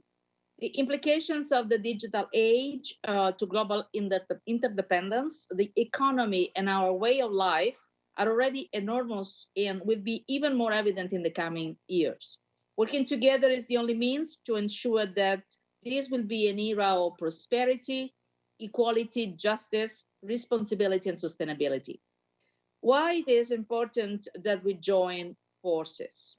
With rapid progress comes a great deal of responsibility and a range of changes and challenges. On one end, availability and accessibility, and on the other end, safety, security, and legality. As a space professional, I can draw many parallels between digital technologies and the space sector. Space is also a game changer. We use satellites every day without even thinking sometimes about it. Climate action, disaster risk reduction, business and trade, transportation and travel, food and water security, all benefit from space infrastructure. And satellite constellations, unbounded by the limitations of ground infrastructure, are the future of global affordable internet connectivity. But as I said before, all these great benefits come with a range of responsibilities from a political, legal, scientific, and technological perspective. And yet, the space community has been successful in broadening access to space and in creating and enabling transparent and well-governed industry. While much work remains on the table, through cooperation and an understanding of mutual benefits of integrated efforts, we are making space safe, secure, and sustainable. This is exactly the pathway we must envision in the digital world, making digitalization inclusive while improving its governance. We collectively must make sure that digital cooperation is at the heart of all humanity future endeavors just like we have seen throughout the space age. Well, working together, and then I'm closing, is at the core of creating the future we want. With this in mind, we don't have to forget that cooperation is not about how far we get, but who we can help to get there with us. And so I believe that we together at the UN, we can really strive to do so. Thank you so much. Thank you so much, Simonetta. We are now trying to reconnect Ms. Fathina Gormati from the World Bank. I think we have her now. The World Bank, please. Hello, can you hear me? Yes. Yes, we can hear you. Please go ahead. Very good. Thank you so much. On behalf of the World Bank, I would like to take the opportunity to thank the UN Secretary General and Fabrizio's team in particular for the great follow-up to the high-level report. The multi-stakeholder working groups on the report's recommendation have been extremely helpful in aligning perspectives, in building consensus, while crowdsourcing a lot of ideas. The report illustrates that really very well. Now that the way ahead has been nicely articulated, we're really looking forward to supporting the next steps. As you know, the World Bank has been involved in many of these groups, including on global connectivity, the group on digital public goods, on digital ID in particular, digital inclusion, cybersecurity and trust, and digital cooperation. We believe that connectivity and digital technologies can help achieve the SDGs as well as the World Bank twin goals. Our digital development agenda for developing countries aims at achieving inclusive and trustworthy digital transformation through foundational elements such as broadband connectivity, digital financial services, digital public platforms, skills, and through use cases in priority sectors such as education, health, agriculture, etc. Our entire institution is fully mobilized around digital transformation, including through the use of all of our financial instruments and our analytical support. As you know, IDA 19 commitments include strong components on digital transformation and digital inclusion, and our next World Development Report will be dedicated to data-driven development. So all the nice topics that have been really dealt with in this incredible work of the UN. COVID-19 crisis has shown the importance of digital to disseminate public health information, to track the virus, to offer telemedicine, and to help business continuity in this new normal. So the report is extremely timely, as it reminds us that we have very ambitious agenda that digital can actually help us achieve. It's no longer an afterthought, and it's really a magnifying glass, and I think as one of the speakers have mentioned earlier. It's really nice to see a broad understanding that fast-tracking digital cooperation is the way to go to ensure a successful digitization for the whole world and for the society at large. We're very happy to be collaborating with a large number of partners, the UN, ITU, very specifically, UNESCO, UNICEF, to really get to a world where digital can be seen as a key component of digital and economic development. As for the global digital cooperation architecture, the bank is very supportive, of course, for a multi-stakeholder initiative that can build consensus around digital inclusion agenda, and that technology agenda can include the voices from the private sector and from developing countries. We're very interested to see how... Tina, if I could ask for one or two more sentences. Yes, we're running out of time. Thank you. That helps the digital community. That is a very exciting journey that we're proudly part of. Thank you all, and really looking forward for walking the talk together. Thank you so much. Thank you so much, Fathina. Much appreciated. Our next speaker, and if I could remind all remaining to also try and keep their remarks short and concise as far as possible as we need to move on, is Mr. Antonio Arcidiacono, Director of Technology and Innovation at the European Broadcasting Union. Antonio, please. Thank you, Mrs. Chair, and thank you for the opportunity. As EBU and WU, we support the IGF Plus model because we believe that the digital world is too important to leave it only for government decisions. Civil society, industry, academia, technical community, and media that we represent need to be all involved and associated on equal footing in the decision-making process about our common digital future. We see a central role for UN Secretary General in this future architecture. Yes, to use IGF Plus as its think tank for instructing process and the annual event as the place where to validate possible solution to the problems posed by digitization of the world and its activities. International agencies need to be closely associated to the process on a permanent basis, but even more when the problem analysis is specific to their specific domain of action. Reading the UN report on digital cooperation, it is urgent to find a solution to reach 100% of the population and provide them with information and education contents. Nobody can be left alone. The gap in terms of connected citizens, 87% in the developed world, 19% in the least developed countries, is huge. The role of media and their infrastructures, these being terrestrial and satellite-based, has been and will be key to reach 100% of the population. Broadcast services reach today almost 100% of the world population, and by using broadcast and multicast technologies combined with internet connectivity, it is possible today to drastically accelerate the penetration of essential services while at the same time guaranteeing their economical sustainability. The technical solution where broadcast and telecommunication technologies are jointly orchestrated has been imagined already in the conception of the 5G infrastructures. Now it is time to implement this orchestration to accelerate the availability of services at a cost sustainable even in developing countries. The media industry is actively working in this direction through the 5G Media Action Group, where key industry players at global level are combining telecommunication and broadcast technologies. And the IGF Plus could be the UN forum where this vision can be accelerated to the advantage of every citizen. Again, thank you for the opportunity. And if anybody is interested in the text, I will have it also available for you. Thank you very much. Thank you so much, Antonio. Our next speaker is Mr. Raul Echamberria, who has had a long history of work on these issues and is an international consultant also working with ISOC Uruguay. Raul, please. Hello? Yes, please go ahead. Okay, thank you very much. First of all, congratulations to the Secretary General Guterres for his leadership on this issue, and to the UN Under Secretary General Hochschild and his team for all the great work they have done with this roadmap. This is undoubtedly one step forward in the right direction in a process that have started many years ago. Also, congratulations to the champions on recommendations 5A and 5B, Germany and United Arab Emirates, for the specific work on this area.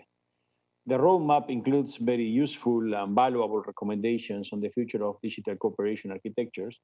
There is a broad consensus in working toward the improvement of IGF, or what has been called the IGF Plus, but also capturing some of the ideas included in the other two models proposed by the high-level panel on digital cooperation. That is something that I agree very much with. There are very interesting ideas and concepts in those other two models too. More focused agenda, the production of outcomes, a better integration with the intersectional work, the inclusion of a high-level segment are all welcomed recommendations. And in fact, some of them are recommendations that are also aligned with some of the improvements we are discussing at the regional level in Latin America and the Caribbean in order to improve our regional digital cooperation ecosystem.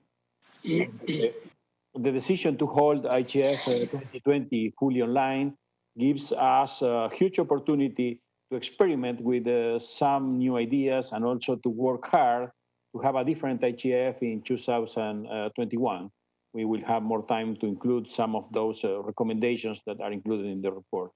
This is one of priority to work on the concrete improvements of IGF, and I'm very optimistic we will succeed on that under the leadership of the current chair of the IGF, Henriette Sterhuisen.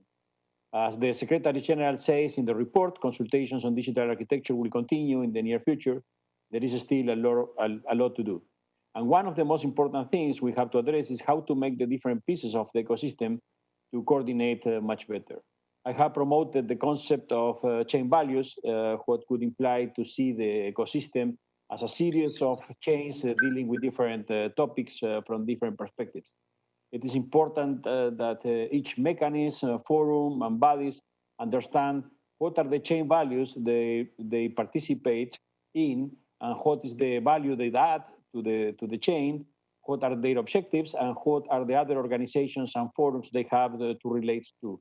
This is imperative in order to have a successful ecosystem and increase the impact of the multi-stakeholder global discussion in the policy making. Thank you very much. Thank you so very much, Raul. To close out this session, before we move to the next, our last speaker, and he promises to be very brief, is Mr. Nigel Hickson, representing the Internet Society. Nigel, please. Yes, and Your Excellencies, ladies and gentlemen, good afternoon. I'll indeed be very brief. Like others, I'd like to, on behalf of ISOC, congratulate the Undersecretary General and the whole of his team for this excellent roadmap. We also like to congratulate the UAE and Germany as the co-champions for this, for the work that they've put into this process. And we very much look forward to the options paper that's being considered. We also took part in the Mission public consultation last week and found that very valuable. ISOC, as Andrew Sullivan, our CEO, spoke last week, which we're grateful for, supported the IGF Plus model. We think that is the way forward, but we also think there are a number of improvements, as others, of course, said, in the road ahead. And it should be remembered, not least, that the IGF, of course, is not just an annual occasion. It's an intersessional concept. It has lots of activities going on throughout the year, and it is represented by national and regional initiatives in over 100 countries.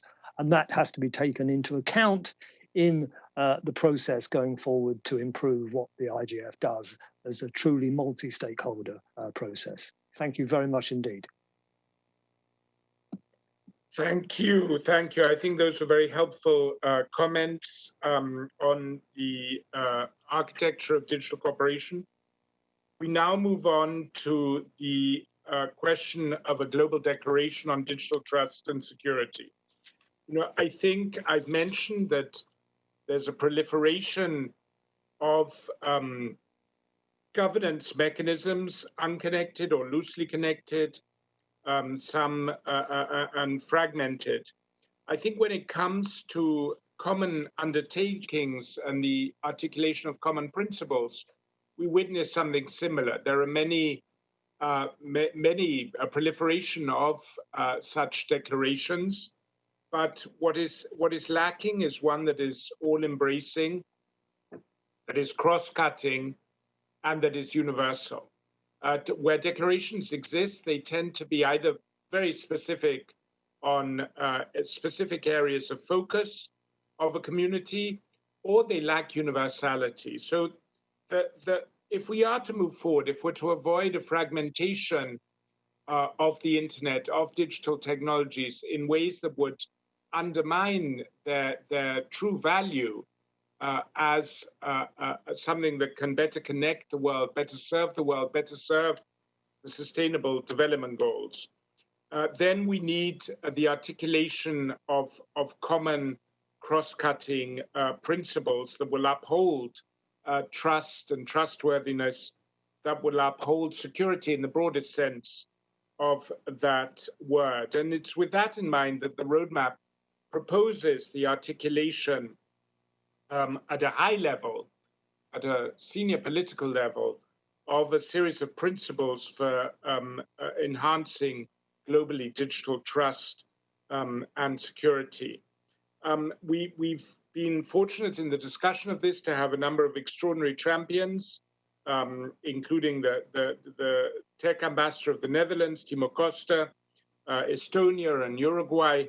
And I'd like to begin by giving the floor to them and to other speakers. So let me start with Ambassador Timo Costa, who has been a great force in this area.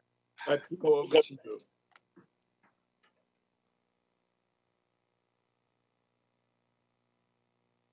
Yes. Can you hear me? Loud and clear. Good. Oh, sorry. I immediately dropped the camera. All right, cool. Good. Come in. First of all, dear Fabrizio, congratulations on a remarkable achievement, not just on this particular recommendation that we have worked on together so successfully, but also the other ingredients of a truly impressive roadmap. So I would like to start with commending you and your team and thanking you for all the hard work that's gone into this, the way you have rallied us as champions and guided us really, I believe, in a direction that will find a lot of support at the UNGA and beyond that. So in terms of substance, I think we have all witnessed how digital technologies have changed our lives over the past decades, and new technologies have created new methods to socialize, educate, make payments, and advocate human rights. And joint efforts in providing affordable and universal access to the internet will bridge the digital divide and allow for online education across the world. Extra attention, we believe, should be given to close the gender gap by including women and girls in education. Human rights should be at the center of any development of new technologies and applicable legislation. So over the past year, the Netherlands, together with our co-champions Uruguay, Estonia, UNODA, and Microsoft, have been strongly committed to finding effective ways to improve digital trust and security and promote equal opportunity so we can all reap the benefits of new technologies. And in so doing, achieve the 2030 Agenda for Sustainable Development. I think the three themes of the roadmap, connect, protect, and respect, are well chosen and do also apply to building digital trust and security. Connect, empower all stakeholders to take part in the global debate on our common digital future. Digital interdependence has created both opportunities and challenges unique to each state. International cooperation and multi-stakeholder dialogue is needed to establish the rules of the road in cyberspace, agree how to implement and enforce those rules, and how to make sure that all will be part of that digital community of tomorrow. The Netherlands acknowledges the UN's leading role in advancing and coordinating this inclusive dialogue. Second theme, protect. Digital technologies serve people and have the task to provide equal opportunity to all. New technologies and internet infrastructure are predominantly developed, operated, and managed by the private sector. Digital technologies are the backbones of today's society as they support and control critical infrastructure that provides water, energy, and healthcare, for example. It is therefore key that states in particular show restraint, abstain from malicious cyber operations, either direct or through proxies, and that we enable all countries to develop the resilience to protect themselves. And thirdly, respect. We should highlight the efforts of digital trust and security at heads of state and government level. Pursuing a shared vision on digital trust and security should be done through a high-level political statement that reflects buy-in at heads of state and government level. This should set us up for a UN-led project on digital trust and security in the year to come, and to foster an approach to development and use of ICT and other technologies which are safe and secure, and in which the fundamental rights of each individual around the world are protected. I think it's of the utmost importance that we remain ambitious. We need to continue the work in a spirit of multilateralism and multi-stakeholderism so that we can deliver a safer and more inclusive digital world. The Netherlands remains committed to this process, and we hope to continue to work closely with you, Fabrizio, and your team to make sure that we successfully implement this roadmap. Thank you very much. No, thank you so much, Himo. Thank you for your steady support and encouraging words. I now give the floor to His Excellency, the Ambassador of Uruguay, Carlos Amorin. Yes, thank you very much, Fabricio. Can you hear me? Okay. Well, first of all, I would like to express my special gratitude to you and all your team for the great effort you made in these 2 years, especially in the last semester. And obviously with your contribution of your team too on the discussion on digital cooperation that has had much to do with the very good end of the last Thursday presentation of the roadmap by the Secretary General. Really, we welcome this presentation of the roadmap, which is the culmination of 2 years by the Secretary General, the experts, and in the final period of the informal groups and roundtables with the participation of member states, representatives of the private sector, academia, and civil society. This roadmap, we consider, is not the end of the world for us in digital cooperation, but it's a shifting point towards the fulfillment of the objectives and goals that should be reached in the UN in the coming years in the framework of the 2030 Agenda. In this understanding, together with the other champions of digital trust and security, Netherlands and Estonia, we propose that the specific goal on this matter should be included in the Declaration of 75th anniversary of the General Assembly. Its inclusion in the declaration should give the necessary impulse in the work of the UN in the matter for the fulfillment of the Sustainable Development Goals. The importance of the digital tools has been reflected in how we work it and overcome the difficulty challenge of COVID-19 pandemic. We are together today because of digital tools and cooperation are functioning. Our governments, international organization, and the day-to-day life in our countries, including health, social issues, and education institution, continues to function because we have these digital tools and we practice a digital cooperation worldwide. This reality reinforces the need for having a strong and active protagonism in the UN on leading the digital cooperation as a democratic place integrated for the vast majority of members of the international community. In concrete terms, we must translate the principles set up in the roadmap in specific and universal mandates to face with the variety of cyber attacks of criminal origin that threat the health, education, and police institutions at the national and international level. We should look forward to international binding engagement that include member states, but also allow the participation of other stakeholders.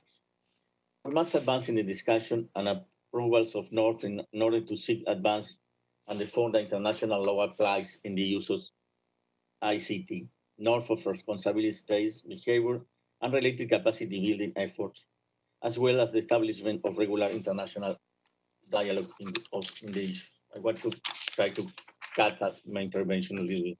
To this end, we need a complementary work of all the different efforts in the UN system are developing today, and mainly what we can signal one, the use of ICT and international security, working under the auspices of the First Committee of the General Assembly.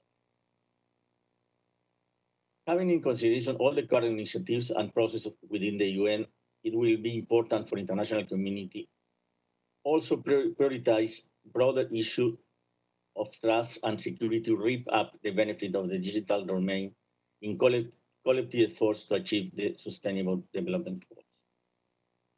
As the roadmap says, a universal statement endorsed by member states in which elements of common understanding are set out could help the shape of a shared vision for digital cooperation based on core values. the digital technology that underpin core societal functions often refer to a critical infrastructure, including supporting access to food, water, housing, energy, healthcare, and transportation need to be safeguarded.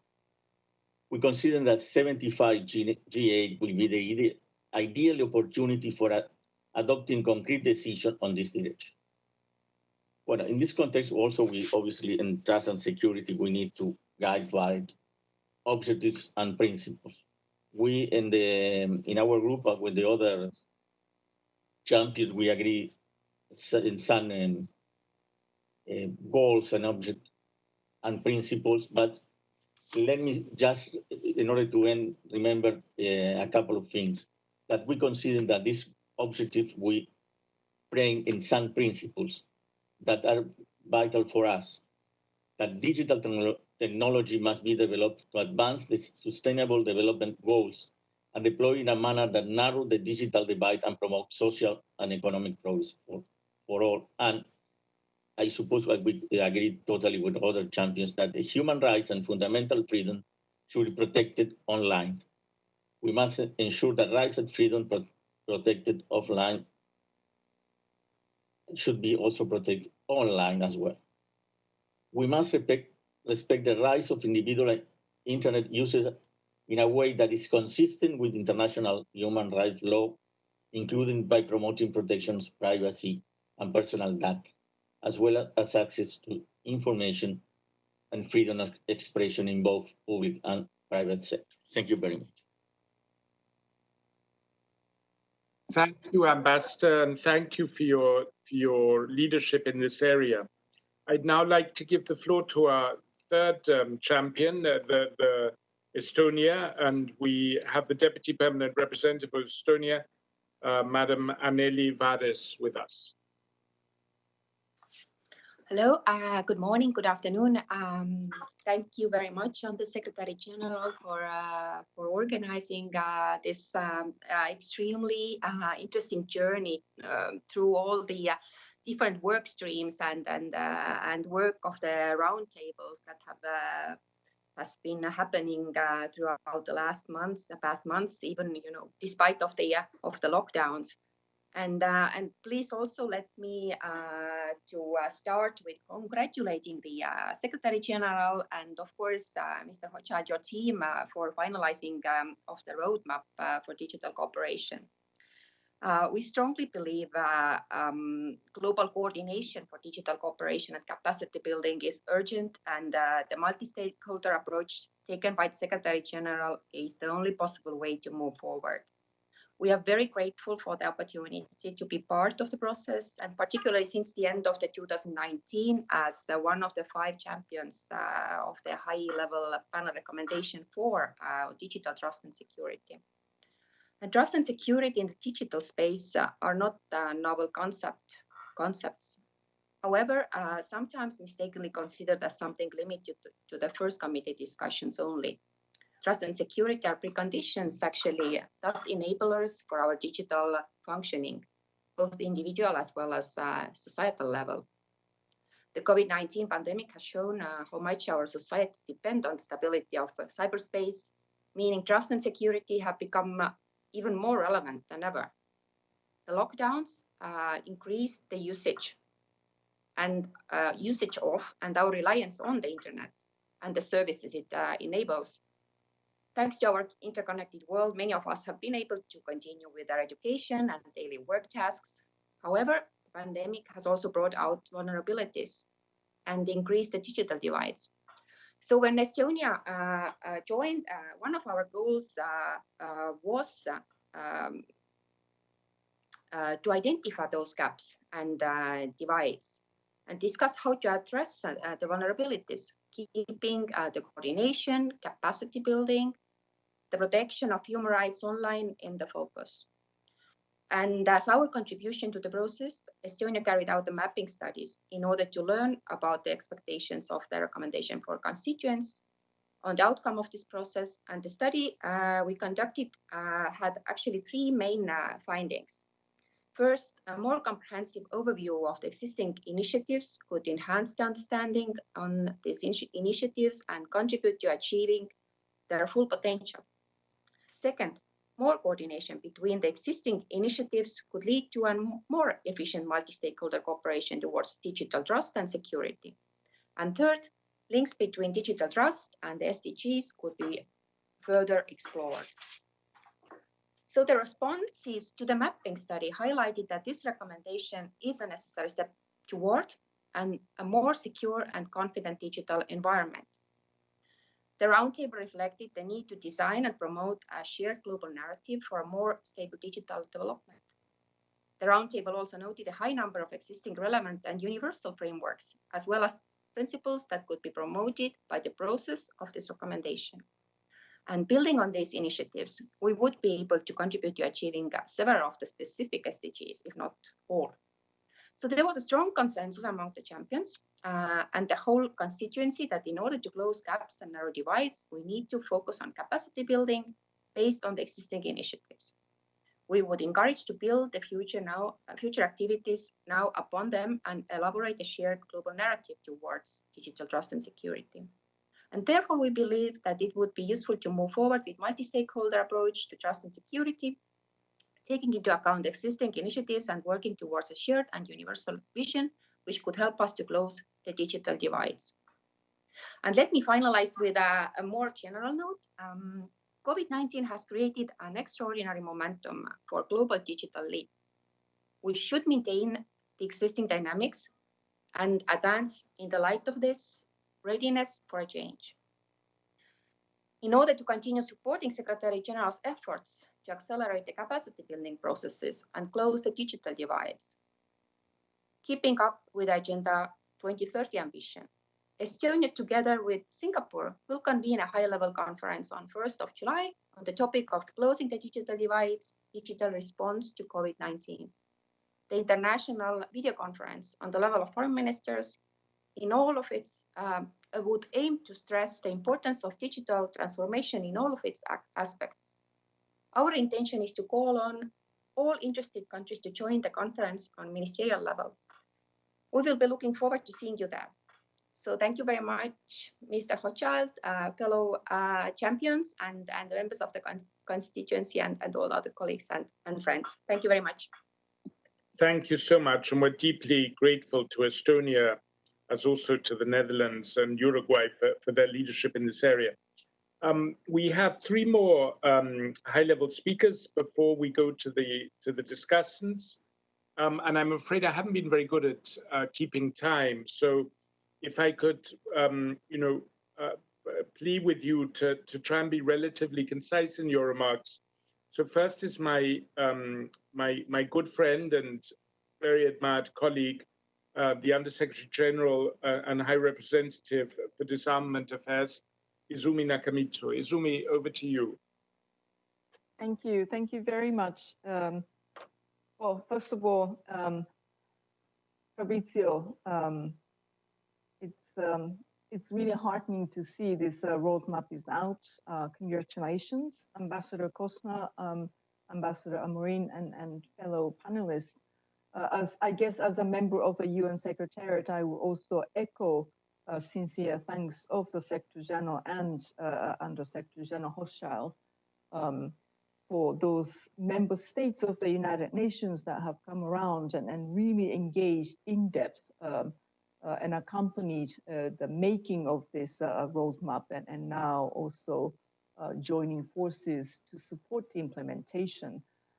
I have been really impressed by the engagement of member states, but also private sector, civil society and academia, every step of the way in this process indeed, from the development of the report of the Secretary General's high-level panel on digital cooperation, and now, of course, the issuance of the roadmap. Now, the impact of technology on our life and society is obviously twofold. On one hand, technological innovation provides with us overwhelming benefits. On the other hand, the potential for the misuse of technologies of increasing concern.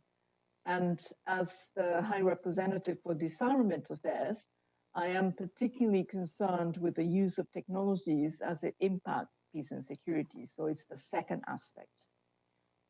In 2015, a nascent normative framework was accepted by the General Assembly on the use of information and communication technologies, or ICTs, in the context of international security.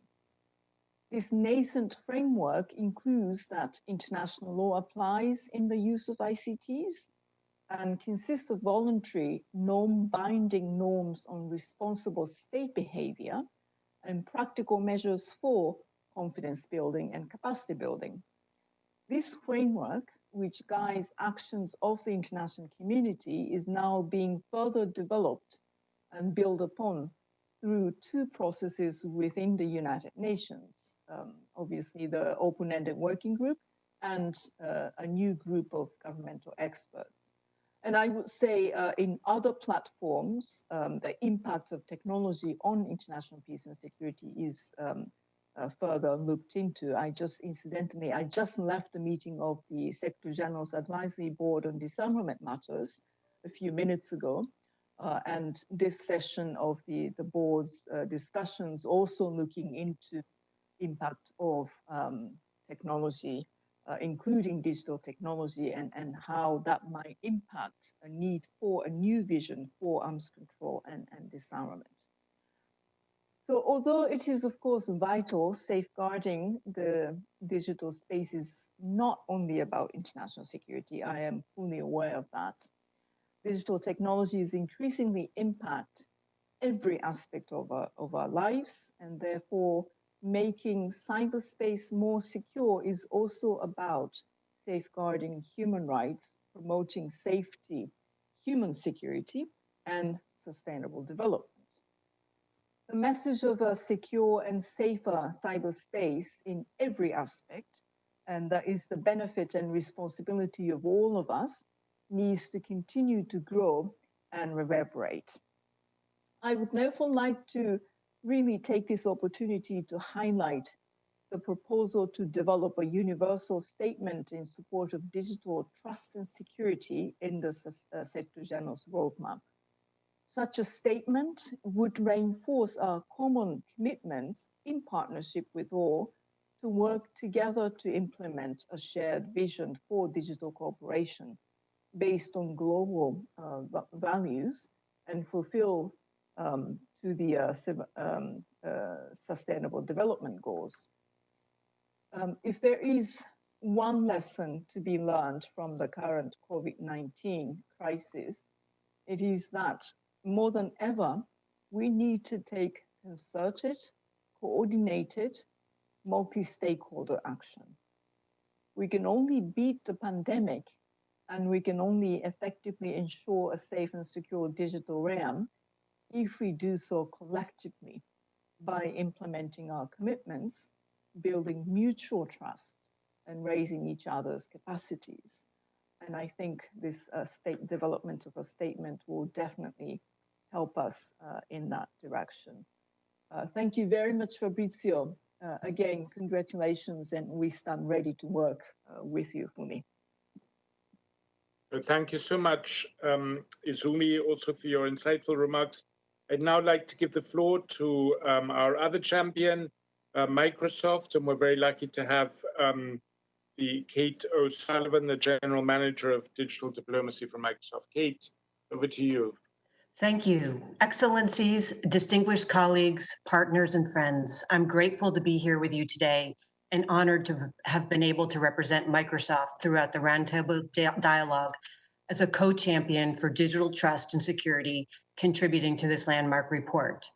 The Secretary General's Roadmap for Digital Cooperation is a historic achievement and a giant step forward for multilateralism and multi-stakeholderism writ large. It is this type of cooperation and diplomacy that will best serve us all as the foundation for taking forward the recommendations of the report and advancing a digital world that is inclusive, secure, and respectful of international law. The Secretary General's Roadmap marks an important shift for the world. With it, we have a roadmap to work collaboratively to steer technology towards positive outcomes. Together, we can imagine and implement a better, a more peaceful world where digital cooperation and multi-stakeholderism set the expectations for the peaceful use of technology. Indeed, it was remarkable throughout the roadmap launch last week to observe just how much consensus there was across member states and among and across all other stakeholders about the challenges we face and the opportunities we must seize. Undersecretary General Hochschild perhaps summed this up best when he noted that it would have been difficult to differentiate any one speaker from another based solely on the content of their remarks. And the significance of that should not go unnoticed. Leaders from across geographic and political communities, leaders from across all stakeholder groups, we are united in recognition of the challenges and opportunities, and in that we all must work together to harness technology for the good of humankind.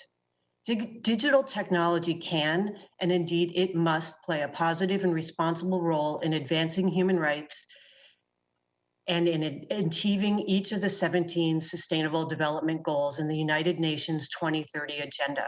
However, this will only be possible with a secure and stable online world that allows us to all share in its benefits.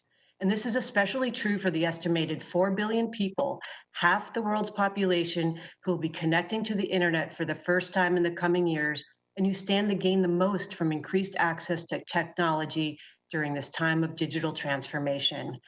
All of these opportunities and the promises of a more connected world, however, are jeopardized by current trends.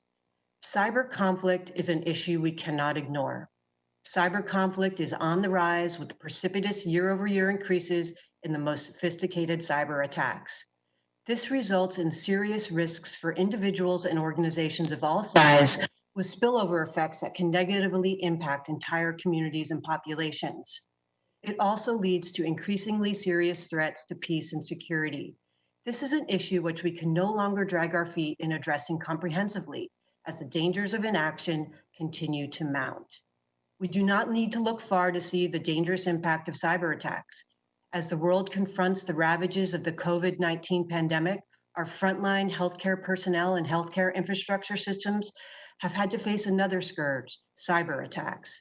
News outlets have reported recent criminal and likely nation-state attacks targeting Brno University Hospital in the Czech Republic, Paris's hospital system, the computer systems of Spain's hospitals, hospitals in Thailand, medical clinics in the United States, healthcare agencies in the United States, and of special relevance to today's audience, even international bodies such as the World Health Organization.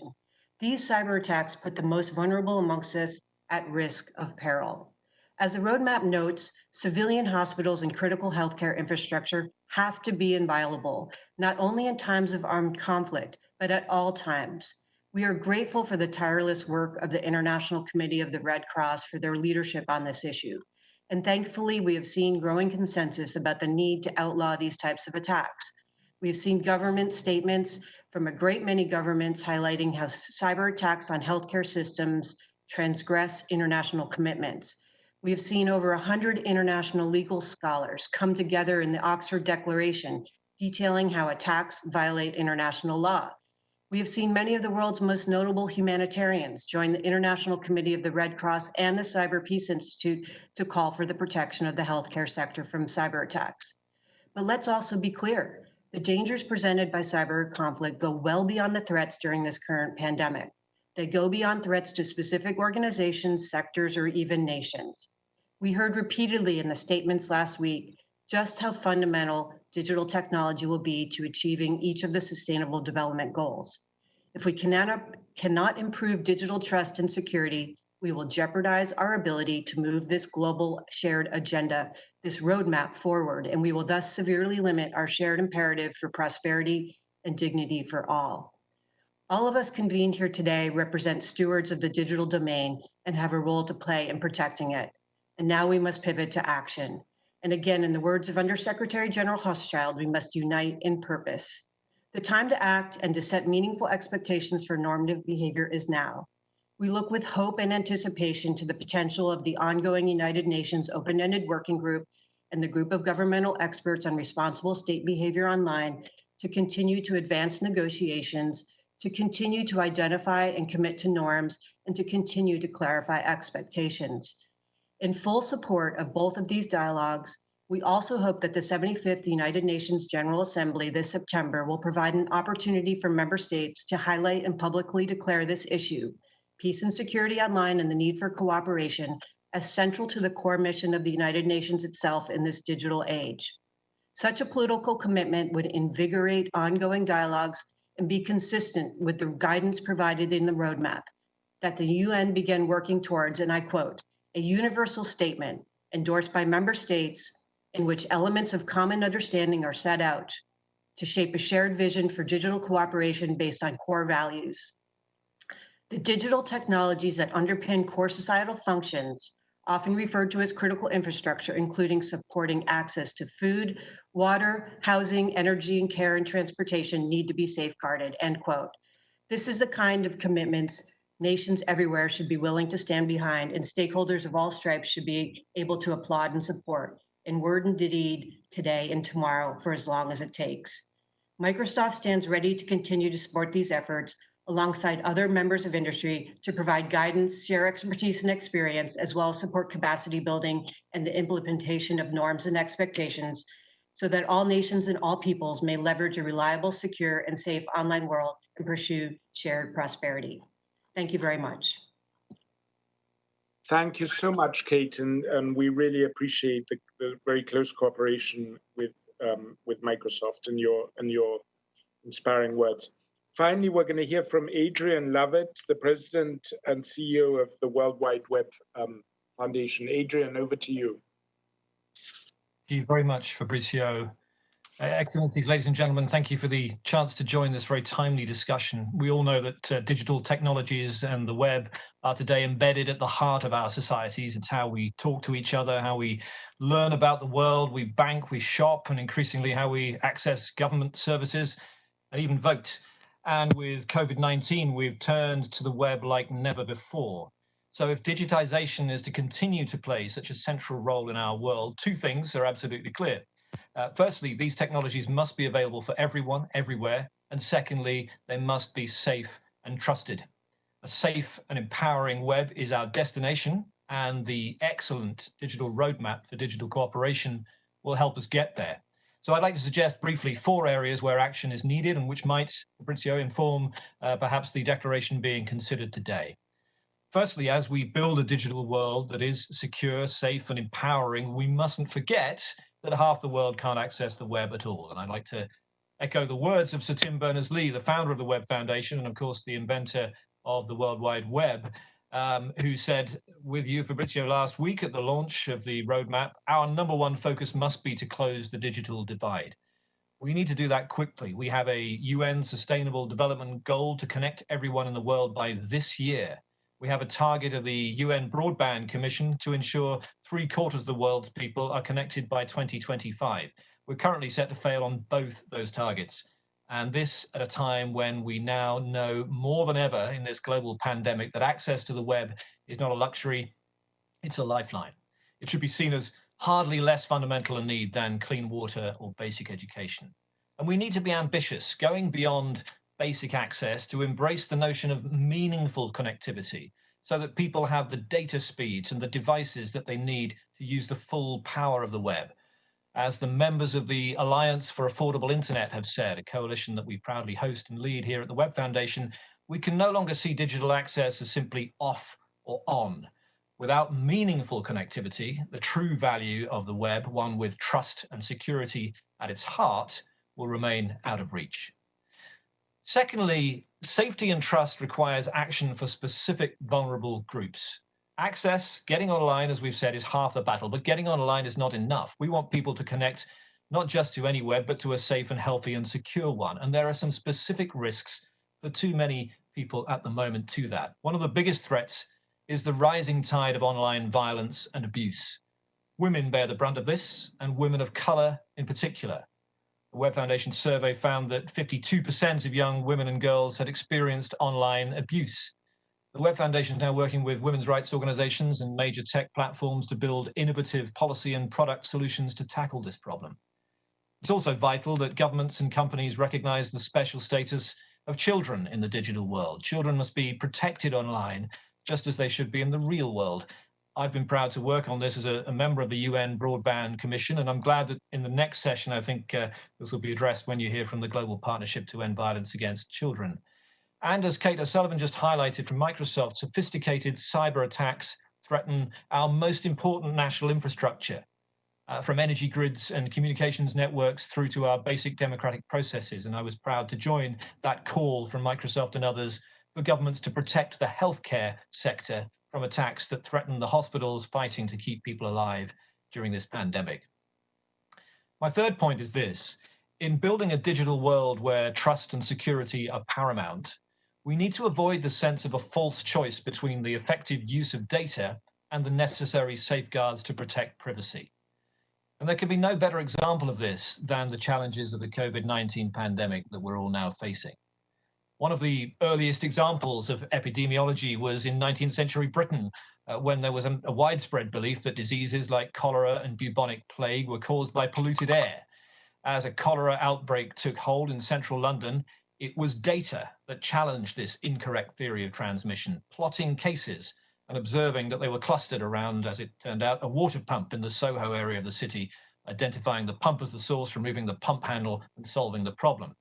Today, we have the potential to access data in far greater volumes and use it to understand how and where coronavirus is spreading and to develop strategies to tackle it and other great challenges in the world. But many people, given recent experience, are understandably deeply concerned about the idea of volumes of their personal data in the hands of companies and governments. This debate is often framed as a trade-off between privacy and public health. In order to beat the disease and end the crisis, the argument goes, we should accept some exceptional compromises to our privacy. But this binary framing presents, in our view, a false choice. Privacy should always be prioritized when data is collected and used. And effective privacy laws and frameworks are designed to allow for the use of data when essential to public health and in the public interest, while guarding against improper intrusions to our privacy. So we should push back on governments or companies who seek to use COVID-19 as an excuse to collect and use people's data in ways that are inconsistent with human rights and the rule of law. And given that this data exists, let's also make sure that it does more than just serve us ever more targeted online ads. At a moment like this, where our data really can benefit ourselves and others, let's make sure it's as useful as possible while ensuring our privacy remains protected. And my final point, Fabrizio, is this: a safe and empowering web for everyone is our destination. The roadmap for digital cooperation helps us see the routes to getting there. But a roadmap also needs vehicles. And one powerful vehicle we have at our disposal is the contract for the web.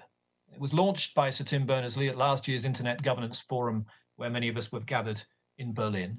And the contract for the web lists the high-level principles and the concrete commitments needed by governments, companies, and all of us as citizens to get us to the web we want. Already, 1,300 organizations have endorsed the contract, including tech firms with global reach, businesses at national level in countries around the world, NGOs and activist groups, academics, and many more. And we're now developing ways for endorsers to demonstrate how they're living up to their commitments. We're pushing for governments and companies to showcase their best practices. We want to see governments in a race to the top to develop the best national policies to ensure digital trust and security for all their citizens.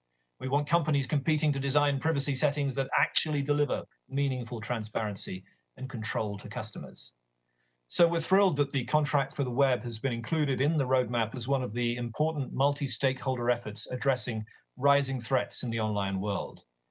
We need all these vehicles to help us get to our destination, a safe and empowering digital world for all the world's people.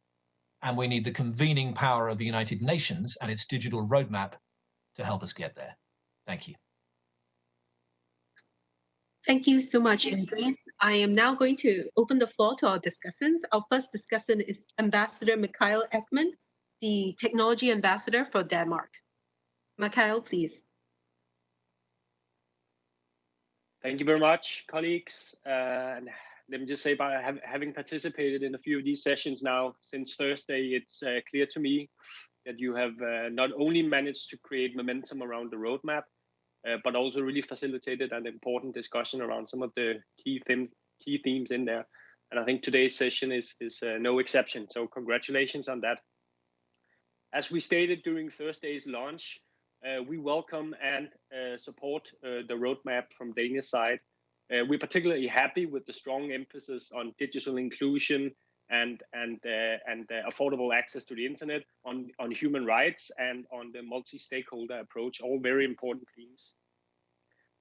As regards the theme we are discussing here today, we also welcome the focus on digital trust and security as one of the important pillars of UN work going forward.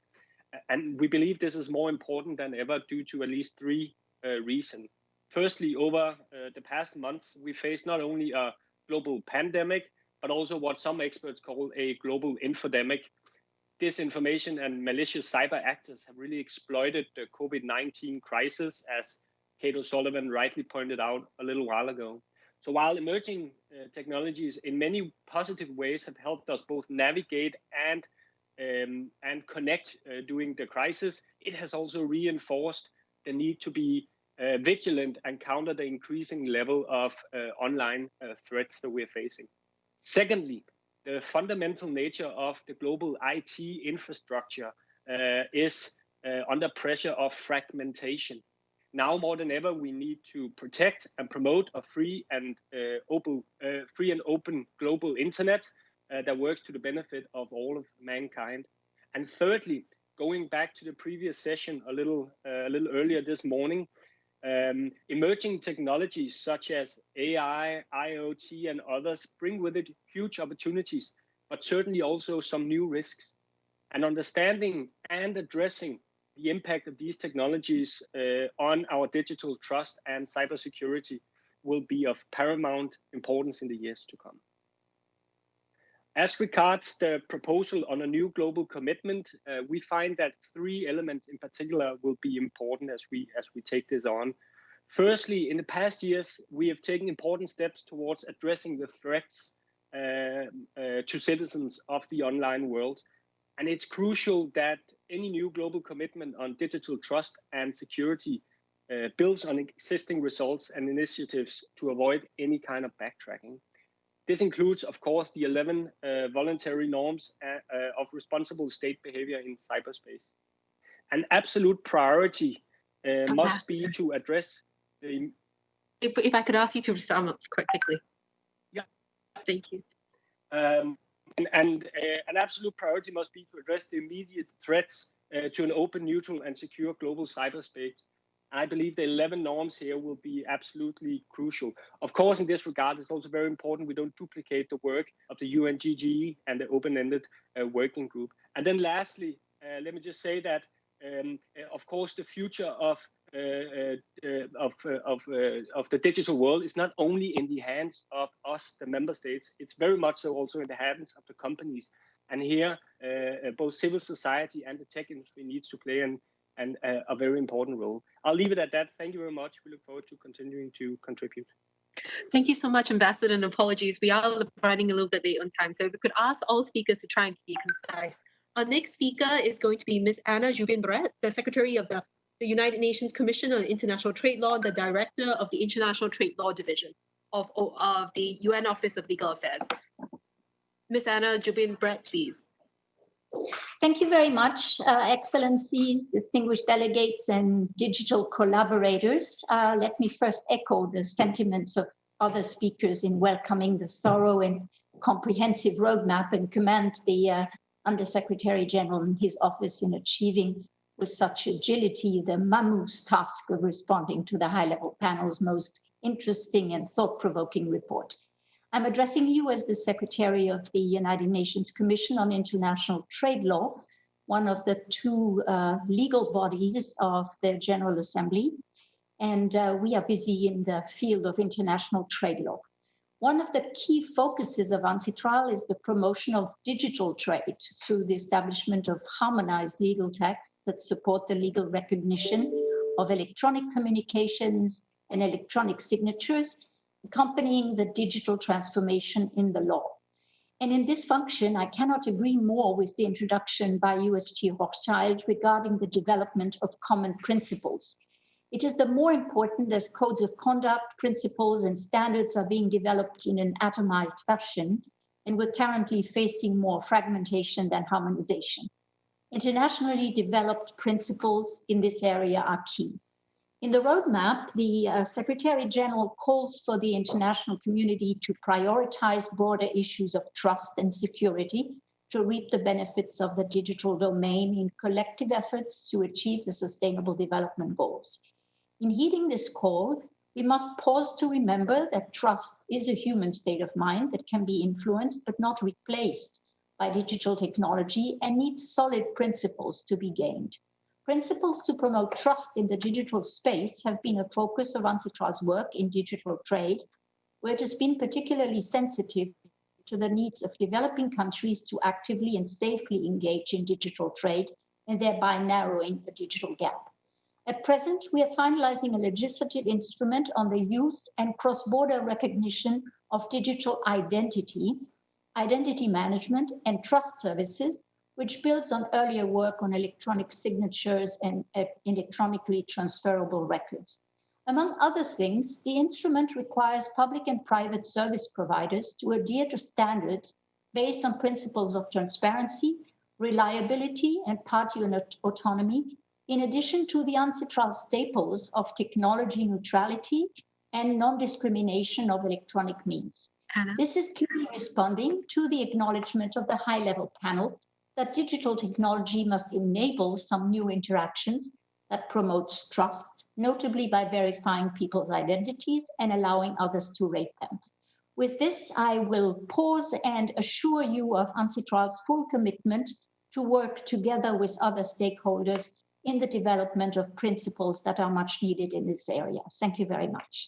Thank you so much, Anna. Our last discussant now is Mr. Daniel Stauffacher, who is the president of the ICT for Peace Foundation. Daniel, please. Daniel?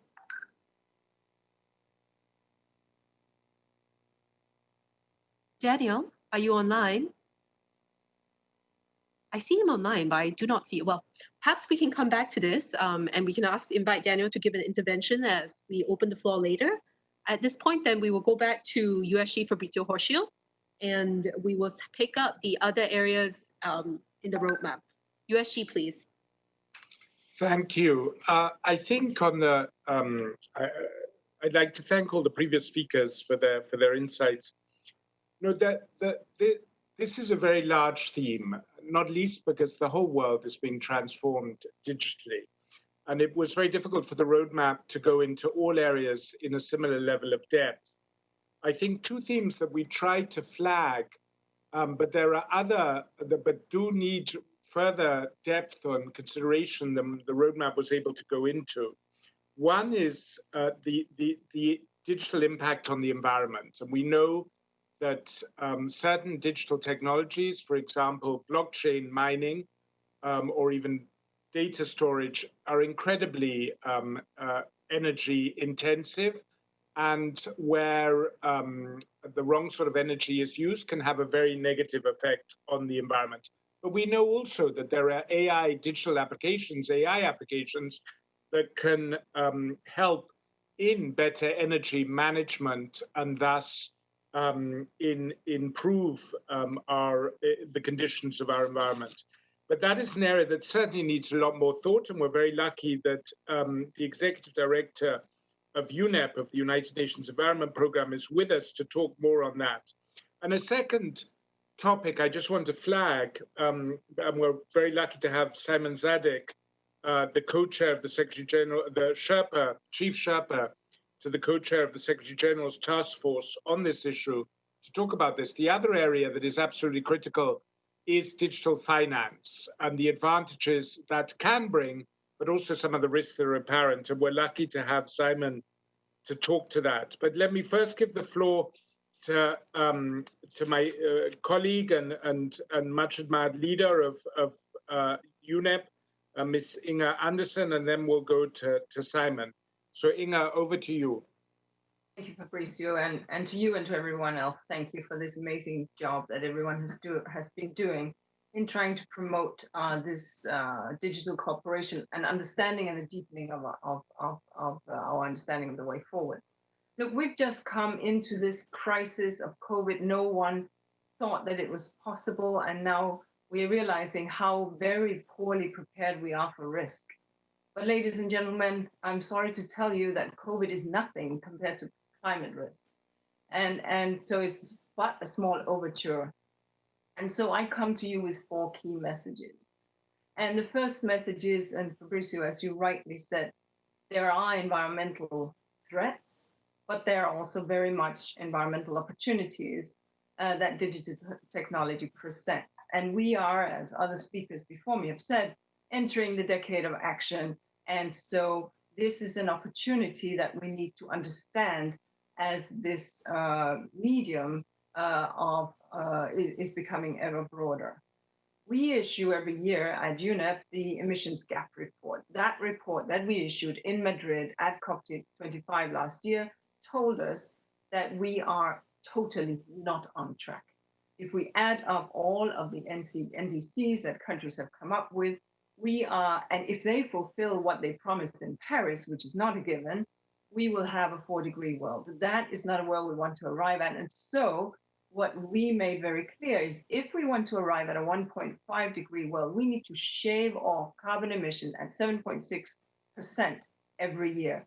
That is equivalent to what we have shaven off during COVID lockdown time. This therefore means that we need to make something very significant shift.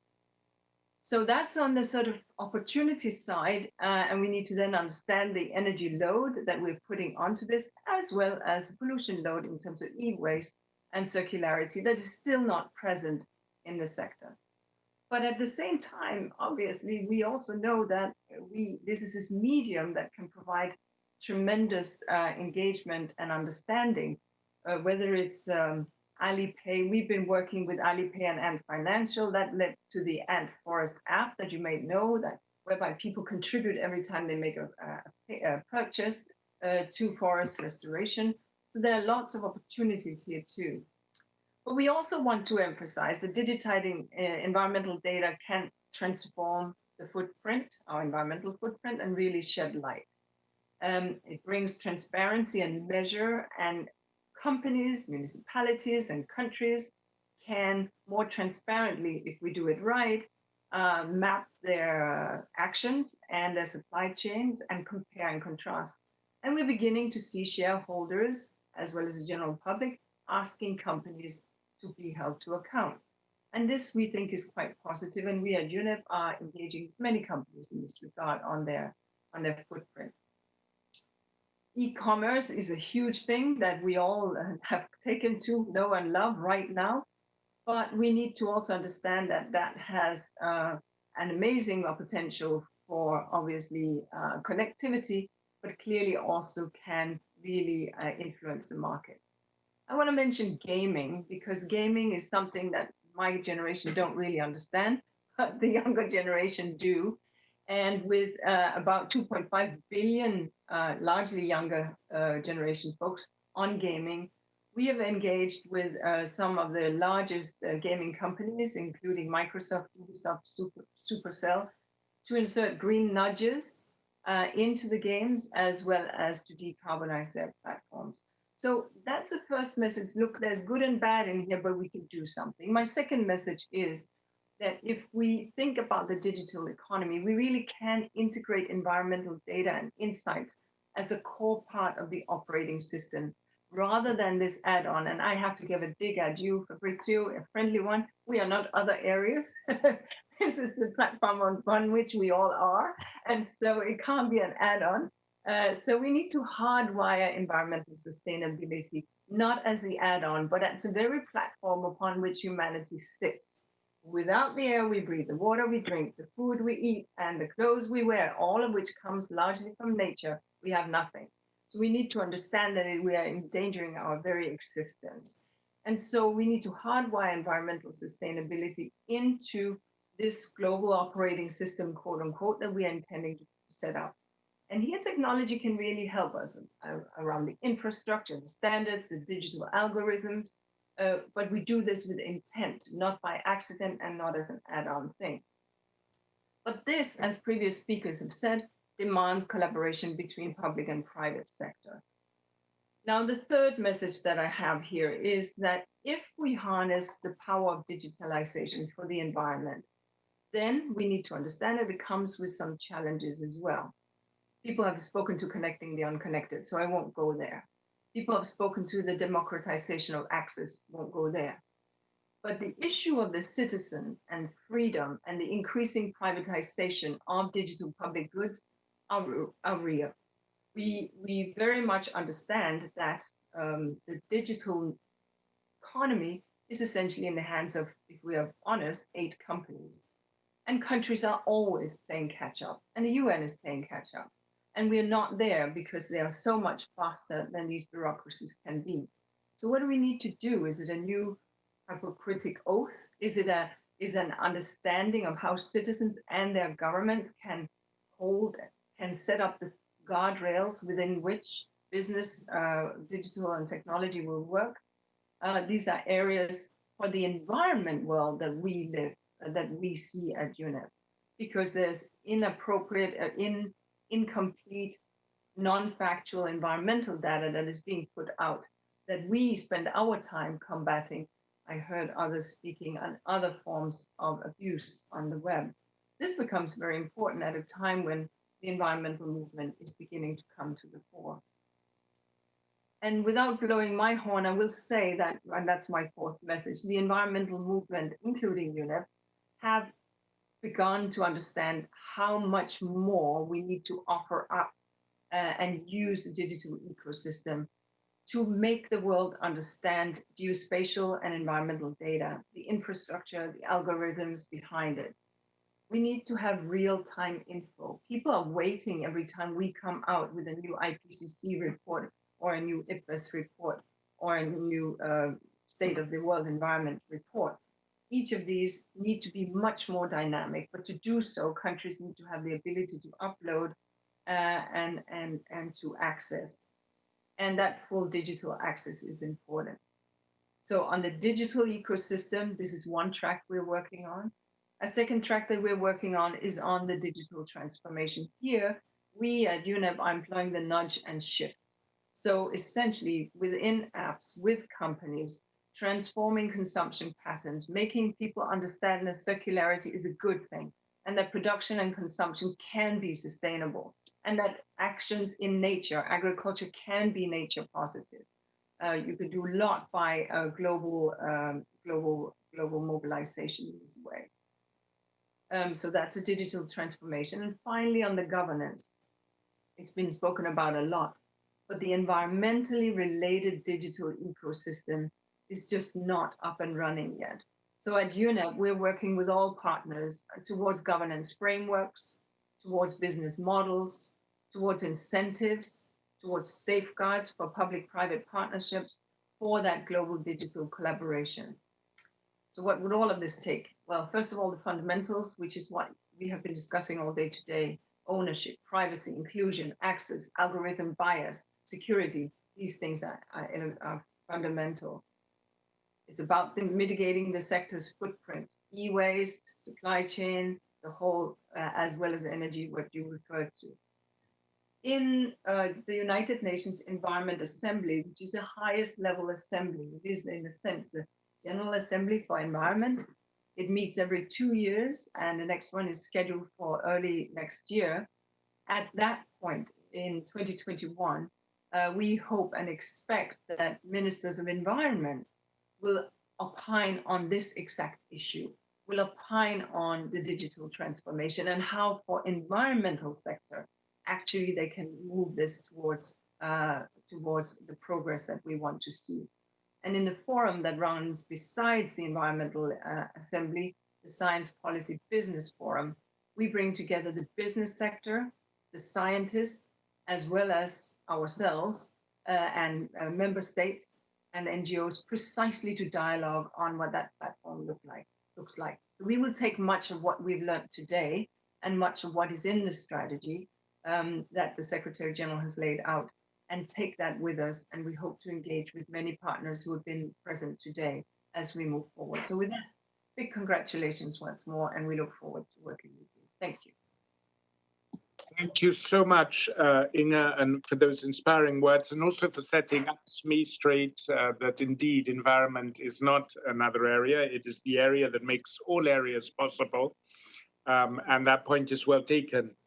Simon, I'm afraid, has been caught up in another event, so won't be able to join us. But another area that is absolutely key, and for me is perhaps the worst illustration of the deficit in international cooperation on digital technology, and that's with regard to protection of child rights, and in particular, combating violence against children online. This is an area where, unlike some of the other areas we deal with, questions around surveillance, human rights, freedom of speech, there are very divergent views across the world. In this particular area, violence against children, I think there's a global consensus that harm online should be stopped, and yet it has grown. So the global consensus has not been translated into effective cooperation mechanisms, despite the efforts of many, in particular, two of the people we'll hear from now. And so for me, that's a very sad illustration of the deficit we have in global cooperation in curtailing harms in the digital domain. But without further ado, let me introduce our two speakers on the subject, Howard Taylor, the Executive Director, and Ms. Maria Manojlovic, the Innovation Advisor of the Global Partnership to End Violence Against Children, who are a leading organization in this area. So I think first to you, Howard, and then to you, Maria. Thank you, Fabrizio, and congratulations to you and your team and all the partners who've been involved in preparing the fabulous roadmap. And also a big thanks to the Secretary General for recognizing the specific vulnerabilities of children, which you have just mentioned, as children access and use digital technologies, and particularly the global crisis that we see of online child exploitation and abuse. Last year, nearly 70 million images and videos of child abuse material on online platforms were reported to the National Center for Missing and Exploited Children in the US alone. Less than 10 years before that, that number was less than 1 million. And as other speakers have observed, some of the risks to children have increased during COVID-19. Many children are now doing more and spending more time online, but also so are the people who wish to harm them. In April alone, there were more than 4 million reports of online child sexual abuse material. That was a 300% increase compared to such material in April last year. We know the internet was not built with children's safety in mind, and right now we are collectively failing children everywhere by not protecting them online. The good news is we have an opportunity to fix that, and the Secretary General's roadmap is, of course, an important step forward in this direction. We work with nearly 500 partners across all sectors. The End Violence Partnership and Fund are uniquely focused on catalyzing and supporting action to end all forms of violence, abuse, and neglect of children, including making children safe online. This year, our Safe Online investment portfolio will reach $50 million invested in nearly 70 countries. We are the only global entity making targeted investments in programs and in cutting-edge technology tools focused on preventing and eliminating online child sexual exploitation and abuse. But it's very clear from the scale and the fast growth of the problem that much more investment and action is needed. Protection of children online is possible, solutions do exist, and it will take us all to get this right. Between us, we can and must raise awareness, invest in digital literacy, promote collaboration across sectors, and invest in the human and the technological capacity which will make children safe online. And as we expand connectivity to everyone across this planet, we must make sure that the expansion principles are informed by child safety by design. Maria, who leads our child online safety work, is now going to briefly share 3 specific examples of exactly what we are doing to support progress to make children safe online. Thank you. Thank you, Howard, and thank you, Fabrizio and Yuping, for the opportunity to speak about this critical issue. I will give you 3 concrete examples on how, through digital cooperation, we have been advancing the safety of children online. Number 1, last week we have launched an exciting new partnership with the Technology Coalition, a group of 18 biggest tech companies, including Google, Microsoft, Facebook, Apple, and Twitter. Together, we will be funding research to advance understanding of patterns of online child sexual exploitation and abuse. We will give priority to actionable research that can inform policy and product design within industry, but also across sectors. This is a really concrete answer to SG's call to promote collaboration between the fields and across sectors. Number 2, in Rwanda, we have invested in the development of the child online protection policy. In Kenya, we have supported the establishment of anti-human trafficking and child protection unit within their national police.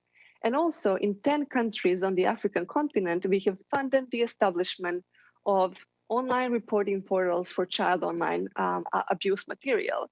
These are just small examples of the critical pieces of infrastructure we are building together with capacities at the national and regional level in places that are undergoing rapid digitization.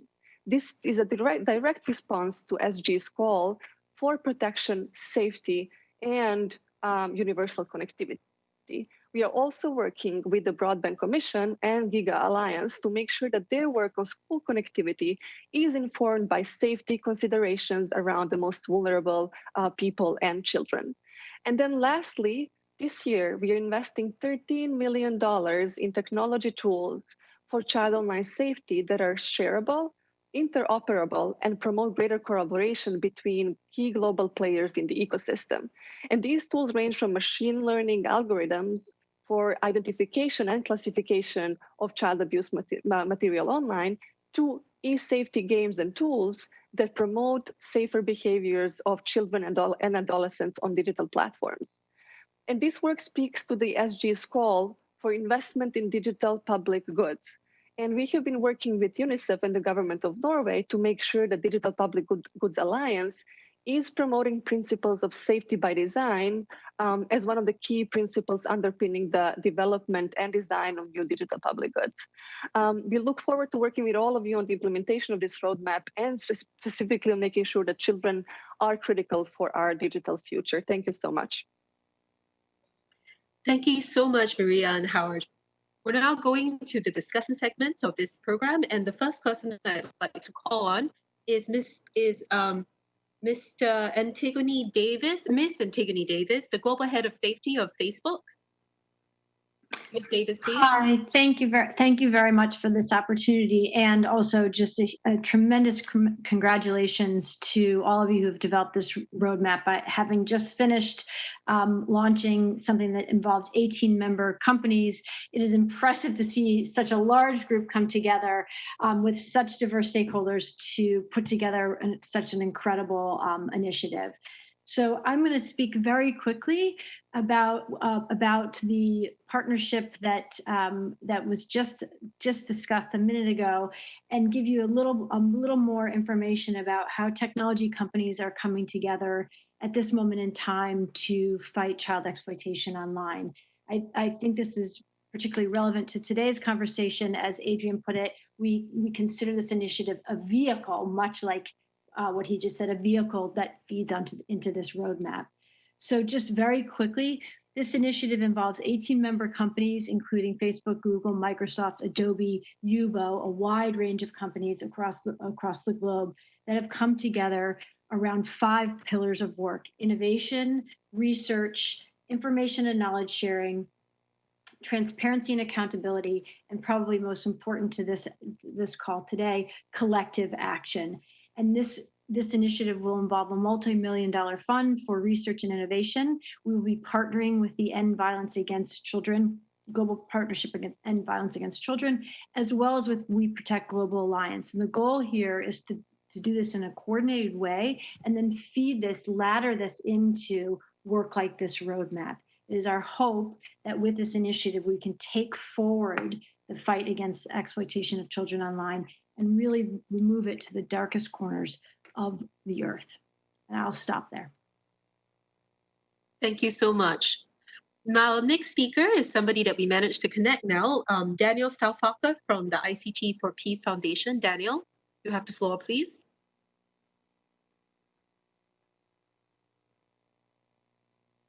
Daniel?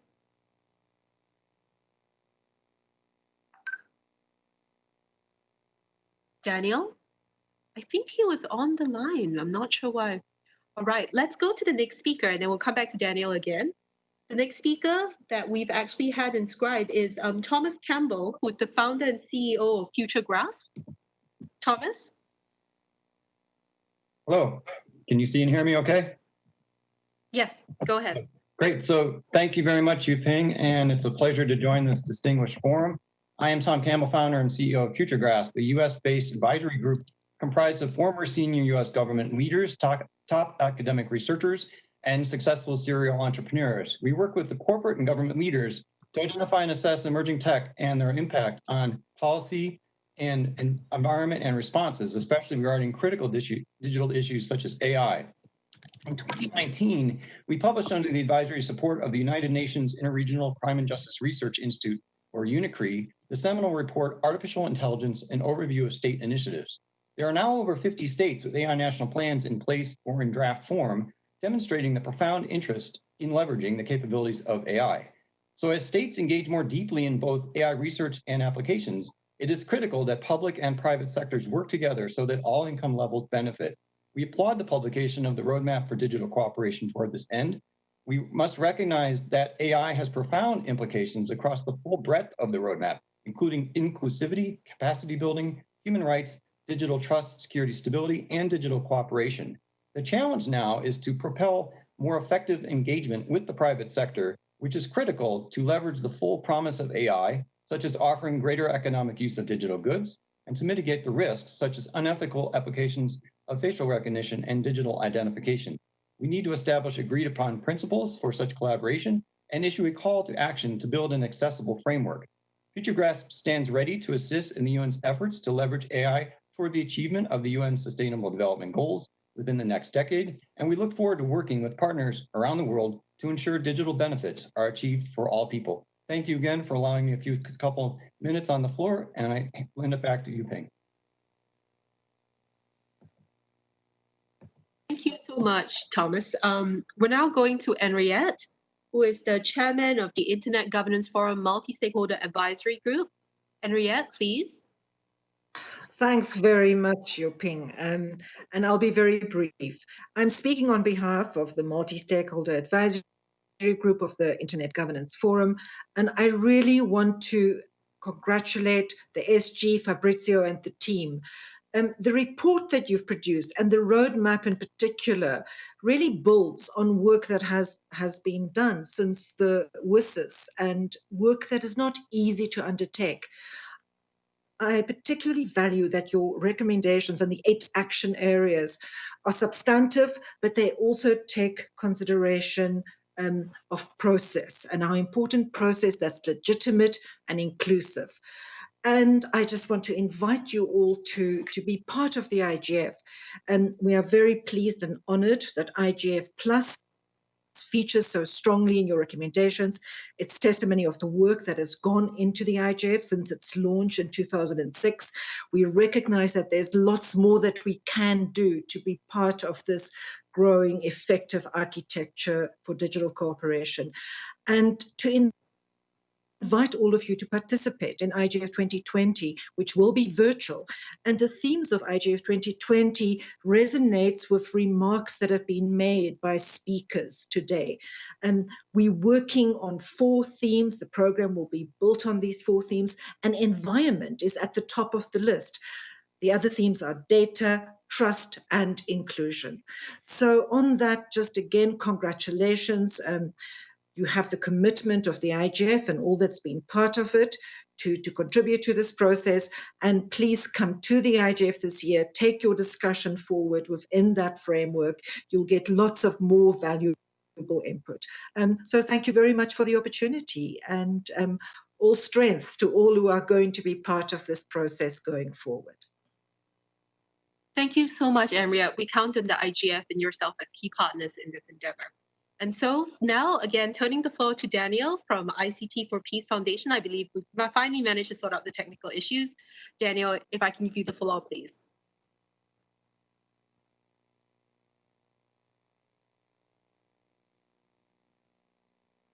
I think your microphone doesn't seem to be working. Daniel, we can see you, but we can't hear you. Daniel, we can't hear you. I think there's a microphone. You might want to turn on your microphone.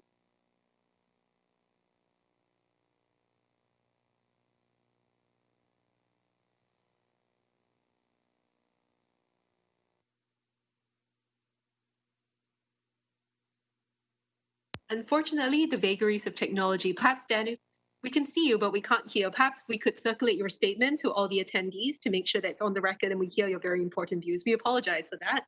Now we are turning back to Undersecretary General Horshill. USG Horshill, please. Thank you. I think today we have to acknowledge we touched on some of the more controversial areas in the roadmap. I think the areas we touched upon on Friday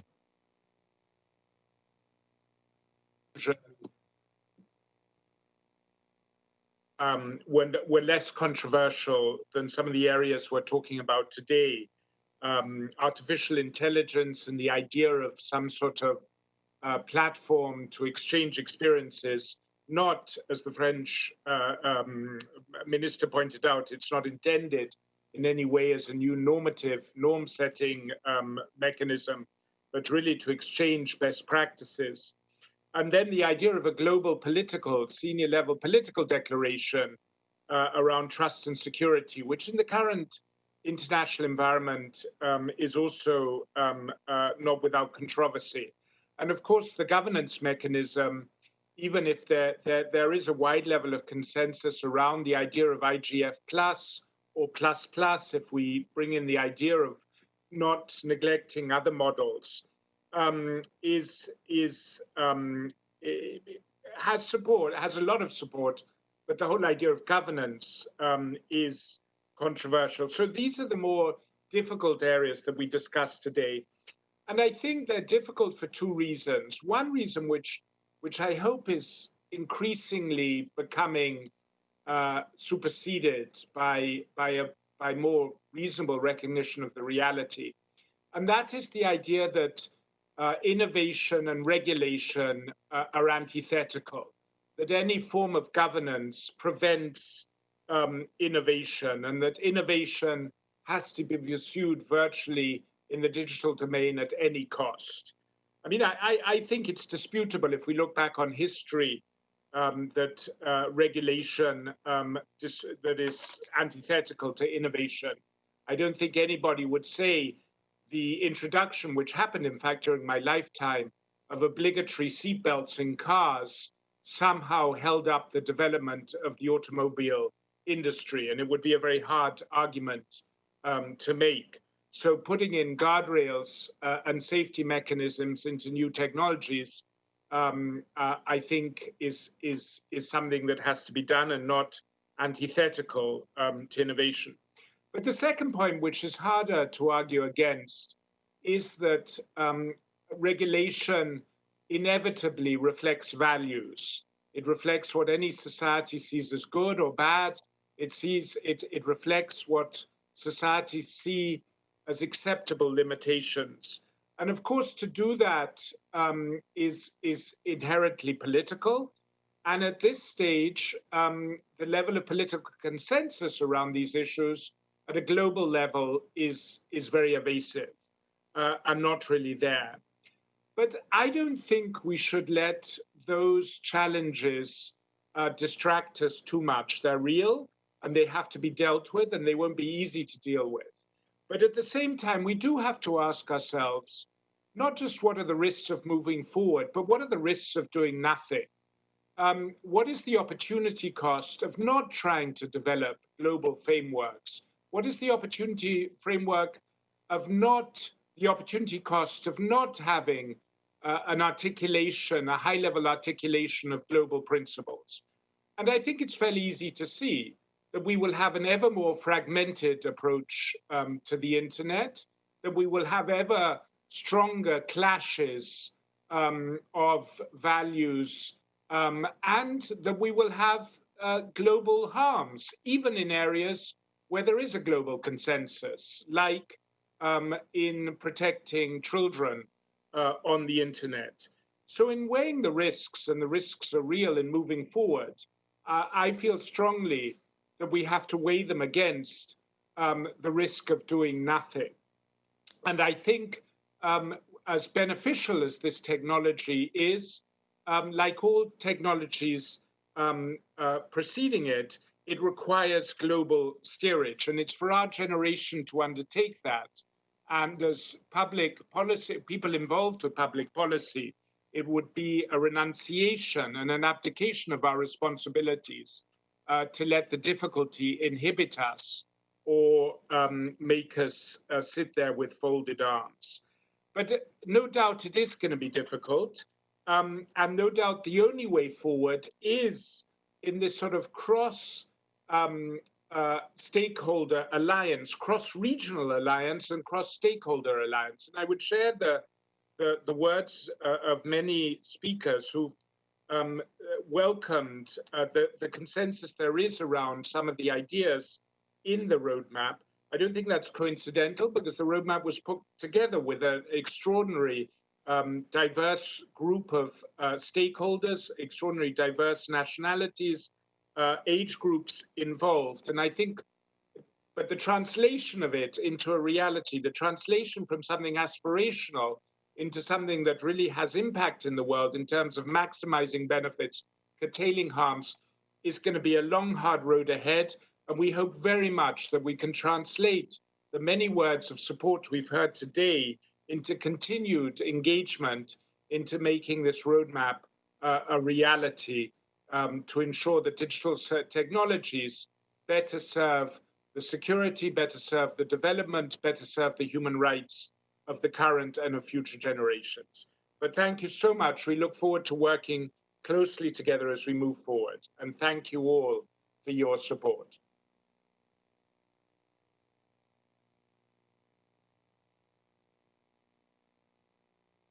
Thank you, everybody. And that ends our program for today. Thank you and goodbye. We hope to see you perhaps on Wednesday for a fireside chat. But thank you again for everybody for participating and for staying with us through the program. Goodbye. Thank you.